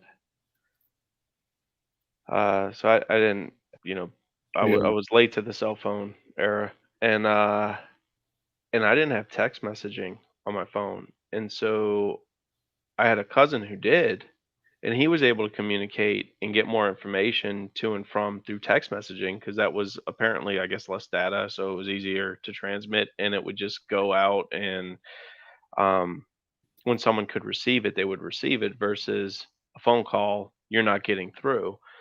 Uh, so it was a little eye opener that you need multiple means of communication if you want to keep in touch with people, for Yeah, sure. hours go down and you're short, and that $20 to $30 Baofeng is super, super important, and you can program it, with your family, friends, or, whatever, small group of people in your hmm in your area. But I want to get back to Bosnia. So tell me, when you came in, you learned about the group. You came in, learned a lot from them. Kind of started focusing on becoming more independent. and we'll call it prepping because that's how most people understand it. Yeah. But tell me about what you learned and the moment that you got to see that interview, etc. Wait, So- wait, hold on. Before Mr. Goy goes on, I did not know anything about Bosnia. Mr. Goy, are you from Bosnia or like you live there? No. Like I don't understand the whole Bosnia So point right now. earlier on the stream, we were discussing that way after he left Katrina, he joined a group in Mississippi that was like a statewide preppers group, and there was a person that lived through a decade of civil unrest and conflict in Bosnia that the group Okay. brought him to interview, and he was able to take part in that interview. So basically, he talked to a gentleman that lived through the Bosnian insurrection with Russia and trying to find, their own independence and this and that and fighting for it and all these other stupid things. But he has direct ties and understanding with somebody who actually experienced these things, correct? So it is a interview that I listened to, that the gentleman it was a Q&A. It was a question and answer interview, so there wasn't like a whole lot of detail into specifics. Okay. It was kind of like, what did you do during the time? And so there was a year of complete everything is shut down, and like it was like I think 10 years of unrest that this guy went through, where it was kind of like a collapse and then a rebuild. And there was a couple of takeaways that I have. Like it's been a while since I saw the interview, so it's nothing's really fresh, but the takeaways Did you stuck with actually me. interview the person? Or did No, you it know was him a personally? it was a transcript of the interview. So Oh, okay. All right. yeah. This is just me asking. I'm not knocking anything, but Mhm. everything freaking helps at the end of the Yeah. day. That's why I was asking, like, did you know the person or were you personally No, involved with not this? personally linked to this guy. But it was a very interesting like Q&A to get an idea of if there's a complete collapse, Hmm. what do you do? Where does it go? And I thought some things were very interesting because there were some things that I was just like, that's a shocker. Wouldn't have thought that. When you Like say that's a shocker, would you be willing to just try to give a little snippet on kind of what you think is the shocker, and then Yeah, just keep on yeah, going on forward from there? definitely. So one of the things, let's talk firearms. One of the Hmm. things that the question was firearms was that a was it hard to get firearms? And he said at first, yeah, it was. Now this is a different country. Hmm. But he said, yeah, at first it was, and people were really struggling to get firearms because they wanted a protection. They wanted to be able to hunt. They wanted to mostly protect. Yeah. Um, that shifted pretty quickly into firearms were almost useless because there was no ammo. Yep. And he said that it was something, and don't quote me because it's been about 10 years since I've seen this. Yeah, you're Um, fine. like 4 firearms for a car battery, Hmm. and a car battery only for like supplies limited, a limited amount of electricity or power. And he Dude, said, yeah, dude, I'll put it like this. That's actually like super good ass deal. 4 fucking guns, whether they're pistols or long guns, for 1 car battery. That's a good ass fucking deal, bro. I'm telling you right now, because you can get fucking 4 rifles and a pistol for a fucking potato in the yeah. right scenario. But Well, no, yeah, it was the right I understand what scenario you're saying. apparently for the guy, Yeah, and he said that the guns were just kind of useless if you didn't have ammo for them. They're they were just like, basically hammers and yep, fucking pry bars at that point. So it made me, base my decisions on the firearm that I wanted for most popular firearms, just so the ammo was available to me.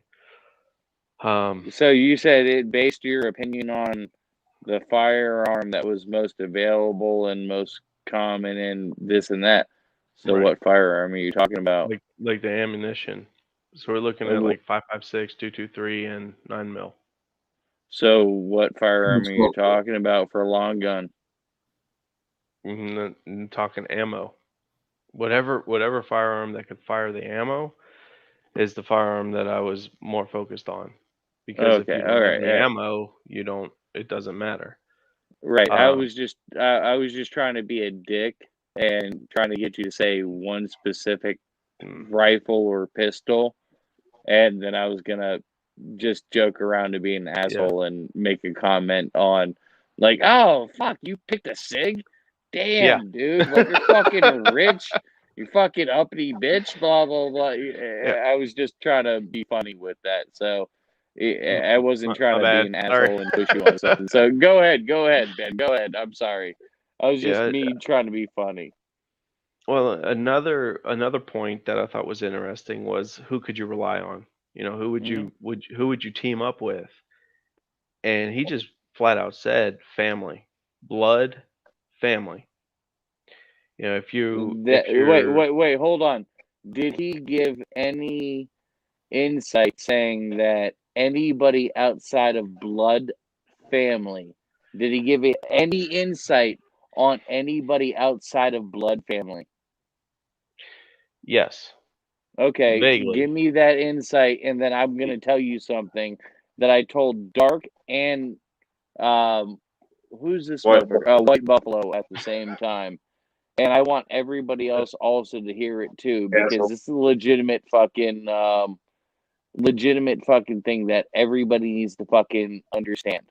So please say the exception outside of blood family. What Yeah. was that? Oh, there was no exception.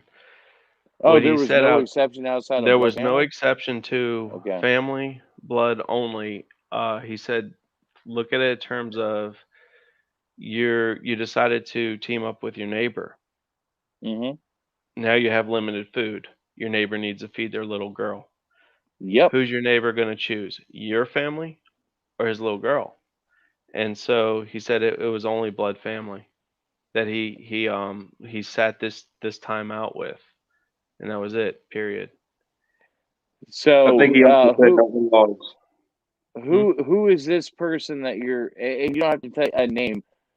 Do they come from like a military or like I a don't know. high-end military background or something along those lines? Like paramedic is he was a Paramedic? health professional. Yeah. Okay, it doesn't matter where it came from, but I'm just trying to get a background. One thing that I've told to Dark, one thing that I've told to White Buffalo, and I've also told to Dugan is legitimately, I have a family. I have to support and protect this family. If the lights go out, cell phones go off, radio signal is done, there's no electricity, this and that, I have to flip a light switch in my own head to be able to take care of my own family. If I were to incorporate another group of people in my collective, my group, whatever it may be, and they have their own children, when it gets down to the last half liter of water, can I really trust the father, the wife, to be able to say, hey, we're all going to suffer together from another group? Or are they going to put bullets in all of us to be able to feed and, give water and shit like that, hydration to their own children? People with families are the scariest people during that time frame. and I would love to be able to work and help with people, but the one thing I say is you need to find your own independence, and you need to be able to take care of your own family and be able to support them. That's it. Help people out as best as you can, but boy, like legit, you've already heard it. If there's food at stake and it's your kids versus somebody else's kids, and you have to split that down the middle, what do you think's going to happen? Mm-hmm. Somebody's going to get a fucking hatchet to the face to be able to feed their own fucking kids or let their kids drink water or this or that. And this is not something that I approve of and I don't agree with, but I understand human nature. Yeah. It is Yeah, what it sounds is. like the guy was saying. Yeah. That's probably why I So, remember the comment to it, because it's not pleasant. And if I remember correctly, he hunkered down with his brother and his brother's family, and that was it. You know, neighbors, they didn't answer the door if someone knocked. They didn't give food. They didn't ask for food. They shut Actually, themselves off. I remember you sharing with me, because I know, like, you know, sometimes the way we remember things is like sporadic, right? You and I had a conversation about this one night, and you had said that people would actually look to see if people were going to and from the market, that they created like a makeshift shantytown market where they would go get food, supplies, trade, barter, and there would basically be people watching for people leaving their home, going to the market, and coming back and take their shit, basically. Scripture. Yep. Yeah. And that is if I recall correctly, that's what he did describe. They asked, could you get stuff? If you needed something like medicine, could you get it? He said, you could get just about anything from the market. Okay, where was the market? Center of town. Just where town centers are now, because suburban areas, you know, houses, they all kind of move outward from the center of town.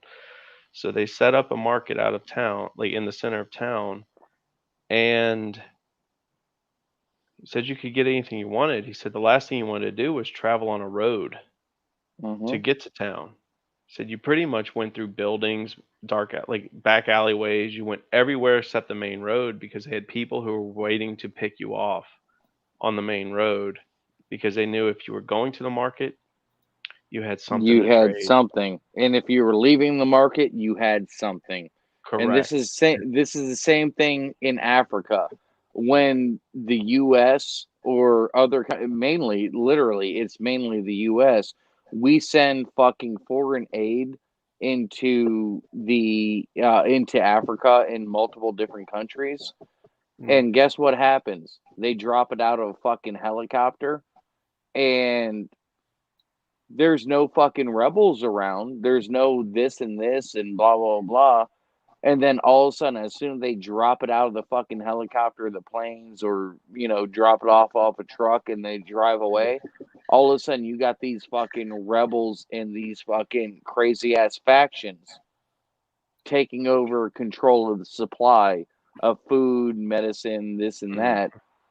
And it is what it is. So at the end of the day, even in America, the same thing literally just happened right in fucking front of you. And it's not one of those, and this is one thing that we try to explain, it's not one of those, even during those times where it's just like, just fucking pick up your fucking rifle and drop a motherfucker because they're being scumbags. There's no point in doing shit like that. There's no point in wasting somebody's life. Someone mentioned, Gerchop mentioned Nassar Oric, who is actually I think he was one of the guys that like led one of the like Bosnian militias, or like the Serb fighters or something like that. I remember hearing the name. I can't remember right offhand, or actually I don't remember if he was military or militia, but apparently someone had done their research. So we also joke a lot about like Bic lighters, right? Like during the boog, that people would be sucking dicks for Bic lighters. How valuable were Bic lighters? Yeah, I got mine right here. Yeah, how Yeah. valuable were fire starters during that period of time? According to this guy, very. Really? Like literally, people were Very, like, prostitutes. very valuable. You could trade a Bic lighter apparently for anything. And in hindsight, they asked him, what would you stockpile or what would you kind of like prep? If you could prep differently, what would you do? And of course, he said ammo, because that was the hardest thing to find at some point was ammo. But then he said Bic lighters because you have fire at your fingertips. It can start a fire for warmth. It can cook food. It can sanitize, and you can trade it for anything. But the Purify best water, part, all that. Go they're ahead. The cheap. best part was what? They're cheap. You can store a lot of them, and it takes up hardly any space. Now, I want to ask you a question. You said, if you have ammo, fucking store up as much as you can. Obviously, there weren't like fucking crazy firefights and shit like that. Obviously, there were a couple of fucking shootouts during time to time, but would you choose 1,000 rounds of ammo or 10 fucking lighters during that time frame?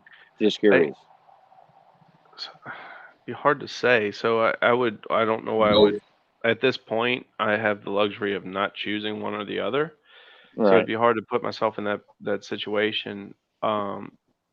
His response, I'm trying to think of how he put it, because at first it was almost like when things started and it was really bad, there was a lot more gunfire than when it started kind of dissipating. So you had people who were dying, like troublemakers were dying. You also had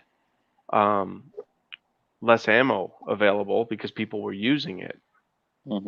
And so it was like at the beginning there was a lot more gunfire, and then that started stopping. And so when it gets down to where things are settled, he was like Bic lighters. But at the beginning, of course, I think he would have chosen more ammo to protect his loved ones. That's people were shooting at each other to scare people away. Bic lighters is what ended up turning out to be like a good commodity, but nobody was actually using their ammo to go out and kill a pig, a gator, fucking squirrel, you name it. People weren't looking at it. It didn't evolve into that kind of scenario. It was just I don't like remember. it was just kind of like fucking scare people away with fucking firing off some rounds. Is kind of what I take from it, and from what I've talked to other people. Yeah, I mean it's been a while, but it almost seemed like you wanted firearms like protection to protect yourself going to the market and coming home from the market. And he went to the market like once or twice. Like it wasn't something he did regularly. Gotcha. One of the things, because I said some things I was kind of surprised to hear, was they asked if it was, like coffee. Could you get coffee, or did you have to go, like how valuable is coffee? He said for whatever reason, we always were able to get coffee.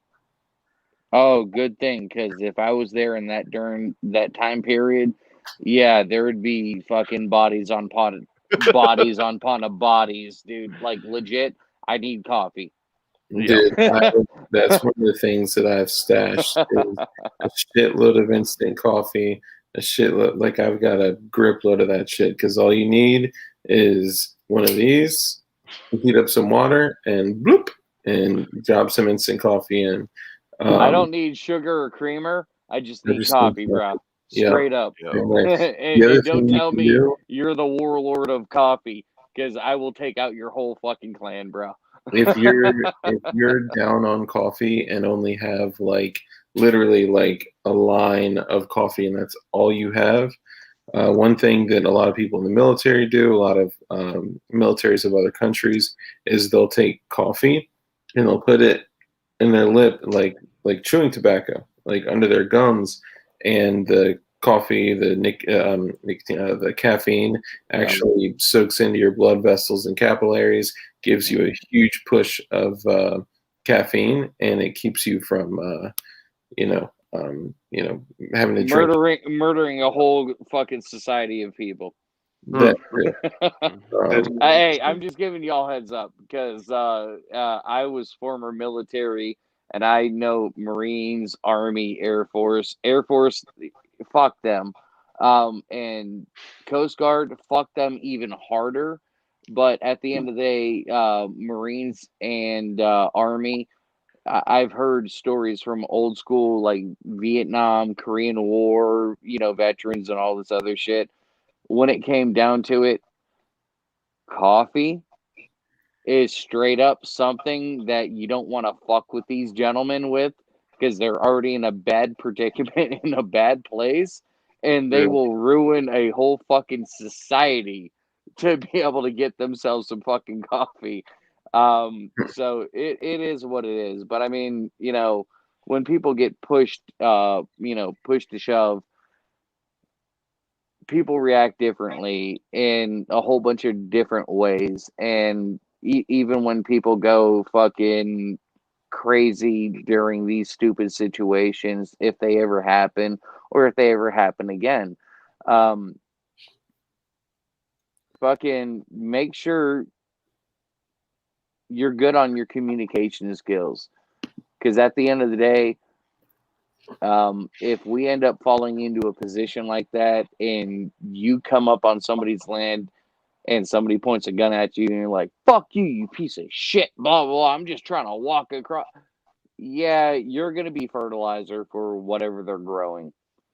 End of the day, people need to realize that we need to talk to each other like decent people.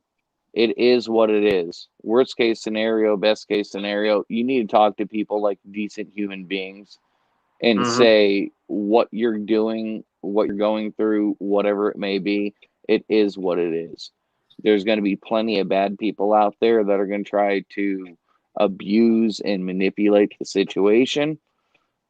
And then there's going to be plenty of good people that try to bring the community together. I don't trust anything under the sun other than me knowing that I can give water and food to my family. It is what it is. We're not at that point in time. So other than that, we all need to come together and learn how to be able to collect our own water, make our own heat source, to be able to do this and this and this and that. This is what we're here for. And this is just for people on some squares on YouTube right now. But at the end of the day, there's comment section underneath. And we all have our emails basically put up underneath there. And we can bring together a comment section and a group of people asking, hey, how do I be able to do this? How can I do this? How can I do this? How can I build this? If I don't know it, somebody else does. If I don't know it, Dark knows it. If I don't know it, fucking White Buffalo knows it. If none of us know it, there's at least 100 other people in the stream or the comments that can help you out to be able to help with your independence and your self-sufficiency. And yeah, I know it is what it is, but it's on everybody to be able to do this for themselves. That's it. White Buffalo, start talking because I haven't heard a word from you, motherfucker. You keep taking it all to like. No, something else to think about is like a grand solar minimum or like a solar flare, right? That can knock the power grid down. So if you're gonna prep, I think like going primitive would be a great way or a great idea. Fire starters, stuff like that, knives, bushcraft skills. I definitely need to brush up on because I don't know that much. Simple knots, stuff like that. But I've been wanting to do a hiking trip for about a week. Catch your own food, set a tent and everything else. Base camp, hike out, bring enough food for the first day, stuff like that. Like But a learning how to eat the food off of the land. kind of Yeah. thing. Yeah, even setting primitive traps without friggin' bows or anything, like a tripwire trap, stuff like that. So that's, I think, definitely something needed, a good skill to know. Hell yeah. Also, you mentioned fire starters. Getting any type of the fire logs or the little white fuel cells that burn have hexamine in them, and in a world without rule of law situation, if you needed to, you can take hexamine and extract. You can synthesize RDX explosives, high explosive, and push that shit out to 8,000 meters per second. There's a lot of things that you can do. I mean, focusing on getting something that's like multi faceted. Like, I can use this to warm myself. I can use it to cook. I can use it to boil water. I can use it to create energetics. I can use it to, guys, that's not Dugan. Doug's Super Important Messages TM archive is an archive channel. He's our boy. He's a 22-year-old gorgeous blonde with big tits. And so think of like how could I because I can't get so much shit that I can't be mobile. How can I get just enough stuff that can be multi-use? And but we're coming up on the 2.5-hour mark, and I'm so glad we got to get through a 16th of your story. What we do give the honor to each guest to name the podcast, name the stream. So what would you like to name this stream, Mr. Goy? I got nothing. There's something I there. got nothing. There you go. I got Boy, nothing. Is Goy's got nothing. Goy's got nothing. I like that. It is what it is. Hey, Mr. Sketchy. Goy, Or at the end of the have you listened to the podcast? A couple of times, yes. Did you listen to the Cody Wilson one? The 3D printed gun guy, Cody I Wilson have on the. not. All right, so this is basically where like the best humor comes from. All of it is we gave Cody Wilson. He didn't understand that we're gonna put him on the spot and say, "Hey, fucking, we're giving you the honor to name the podcast." And he's Okay. like, shit, fuck. Cool. We're good. We're good with that. That's the name of the podcast." He's like, "What?" I'm like, "No, we're good. We're good. We're good."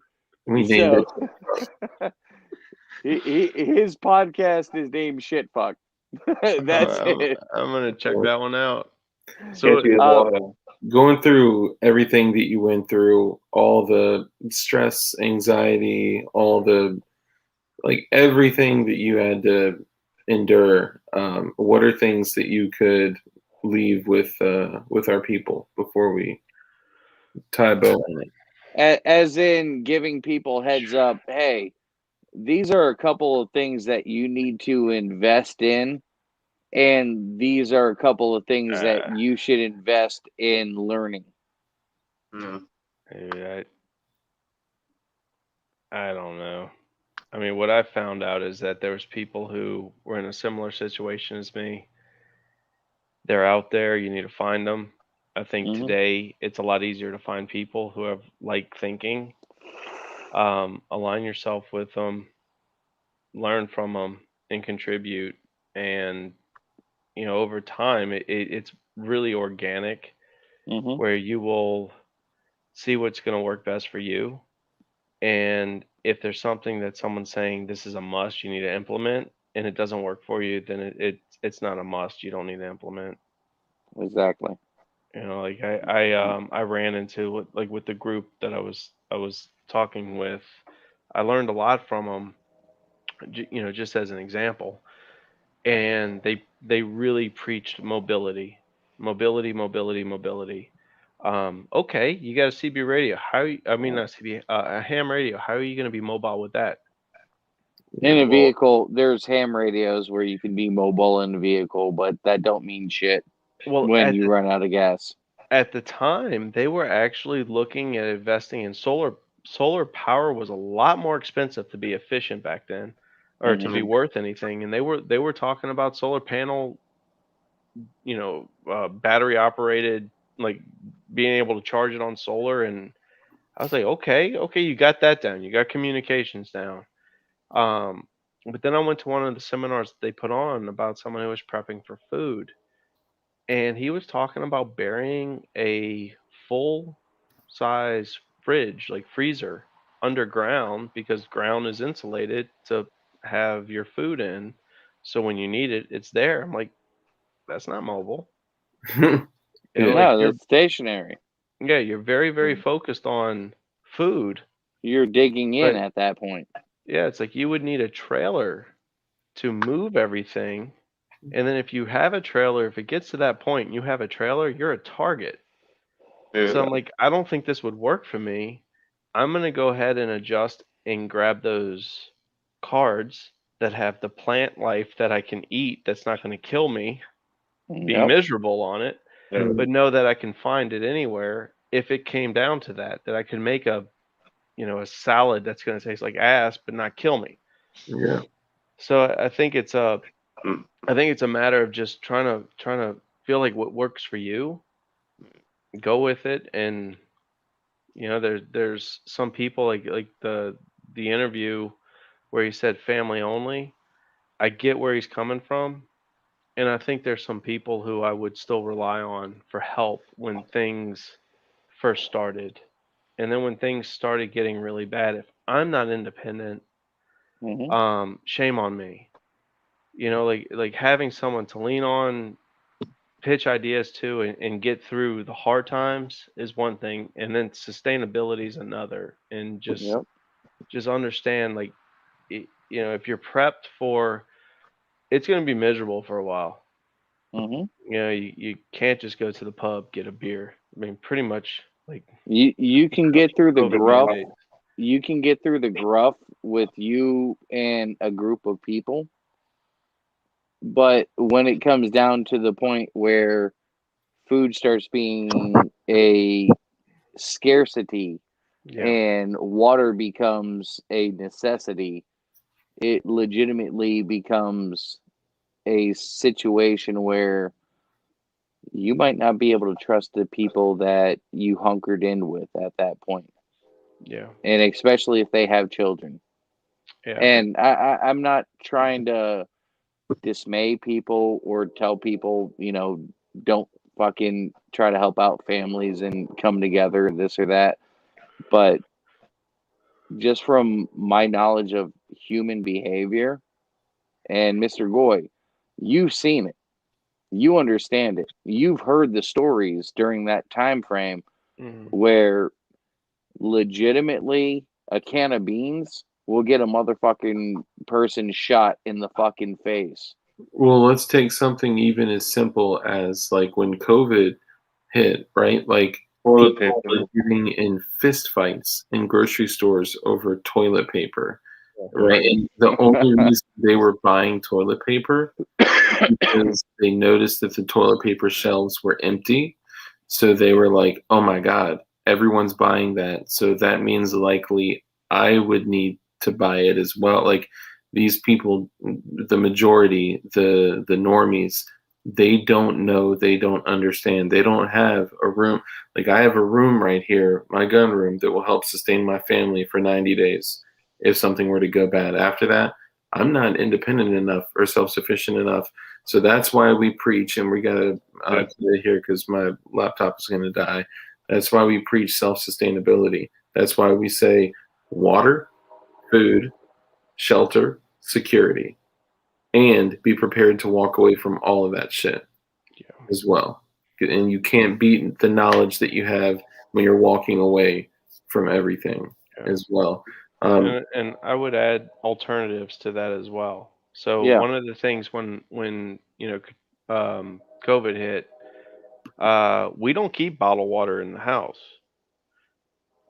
And my wife's like, we need to go get water. I'm like, yes, we do. I said, I'm not going to go to the store for water. I'm not looking for water. What I went to, instead of running to the shelf where there was no water, I ran to a shelf where there was Brita filters. Yeah.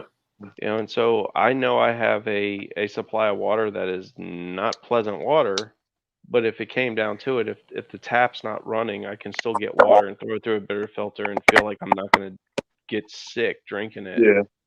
And so you think outside the box, you think of alternatives. What are most people looking for? How do you say, okay, I know we need this water, it's essential for life.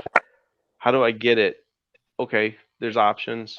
What are the main options and what are the outside of the box options? Let me do that and prep for Yeah. that, because I could store, hundreds of filters for water, whereas storing hundreds of bottles of water, it's not Yeah. going to last you as long as a filter, and it's Yep. going to take up more space. Yeah. True But that. So legitimately, my earpods just died, so I'm talking straight to my phone. Legitimately, like I completely agree with you on that, and it's one of those where, just like Dugan has said, no matter how much he preaches the message, no matter and like I've said multiple times, I don't completely agree with some of the things that Dugan has said. I have my own standpoint, but there's a lot of the majority of the major things that he talks about that I completely 100% stand behind. And what it all comes down to is everybody needs to figure out their own independence. That's it. The more people that can be independent, the less worried the people that are independent for themselves have to worry about people coming in to try to break into somebody's house or fucking come onto somebody's fucking property and steal food, eggs, or whatever it may be to survive. I'm willing to help everybody fucking grow and do for themselves without an issue. It is what it is. But when society changes to a different normal, those people are not going to be welcome like they would be welcome today.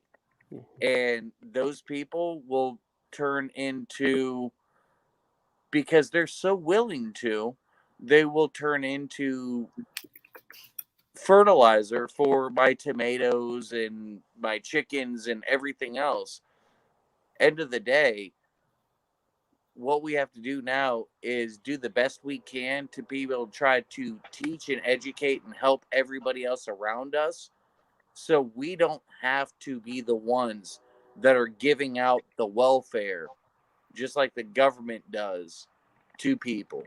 People need to be independent and survive on their own means. And it's our message and our ability to be able to teach these people to be able to try to do these things on their own. That's it. Because when shit hits the fucking fan, 2, 3, 4, 5, 6 months into it, somebody runs up on your fucking property. It's a completely different story than if somebody runs up on your property and asks you how to grow tomatoes. Yeah. You know what I mean? Yeah. All right, y'all. Laptop is at 3%. Anyone have anything else to close us out? All right. Hey, Dark, White Buffalo, three-way call after this, please. All right, I got a call with Goy for a few minutes after, and then I'll give you a call. All right. Yeah. Cool. All right, y'all. Thank you, Mr. Goy. all right, thanks, guys. Appreciate it. Good talk. All right, y'all. Boy, thank you for Bye, being fam. here with us. Oh, man. and guys, go through. I was an ass or anything, but I've been up and down and out of the conversation from time to time. So, thank you, man. We do appreciate that, and that was some freaking solid insight on what happened during that time period. So, thank you. My pleasure. Had a good time. Thanks. Everyone, really Bye, everybody. quickly, hey, don't leave yet. Everybody in the chat, we got 32 people still in the chat. Go through, like, share. Even if you share, copy and paste to yourself, and comment. And remember that we're counting the comments towards the monthly giveaway. And go through, and even if you drop comments on all of our other videos, as long as it's not too ridiculous, then we'll count those too. So if you want to be included. Also with the giveaway, please, anybody that's associated with us, fucking set it up. Fucking send something that you think is cool or funny or this or that. And we'll all package that all together. And the gentleman who, or even lady who receives the winning package for the comments, we're gonna do a live stream unboxing with them. Yeah. And it is what it is. And there's some cool ass shit that I keep on hearing. Matthew Tellhart and all this other stuff. So, like, legit, man, we like appreciate y'all, and it is what it is. So, thank y'all. I just posted up here. Matthew Tellhart is the one that is working on the knife, and the knife that you guys are gonna get is literally heat stamped. Should I tell him, Matthew, or did I already tell him? Fuck it. It's literally heat stamped dark light Dugan with flowers next to it, and on the other side, it's heat stamped the Boogle. Yes, the Boogle, just like the Yankee Boogle. And it's custom Duracoated. It's got custom knife scales on it. Literally, he fucking handmade a miniature hunter, and that's going to be one of the things that that is going to be going into the package. And he also made a custom knife called the Dark Mavis and the Light Cleaver, and he's given those as gifts to myself and Light, which is incredible. So we love you guys. You guys have just been awesome. And anything that you do want to contribute, could be something as simple as a Kim Light, one 12 gauge round, could be a pocket knife, anything that you guys want to contribute. I don't have a P.O. box yet. It'll likely be me that'll get the P.O. box. I'll go a few counties over and get a P.O. box. Even a package of seeds, it doesn't matter. But yeah, end of the day, like, legitimately, we never expected somebody to like custom craft knives for us, and also, make one, to give away for people inside of the stream, and just chit chatting, talking away. So, like, legit, That's a hell of a skill. appreciate the hell out of y'all, and I appreciate the hell out of you, Matt, man. Like, fucking awesome, dude. Thank you. I'll give a little sneak peek there. All right, guys, love you all. Thank you. I'm at 1%. Peace. Thank you for everyone in the chat. And it's your Google to spank that boogle. Be safe and be dangerous. Later, guys. Later.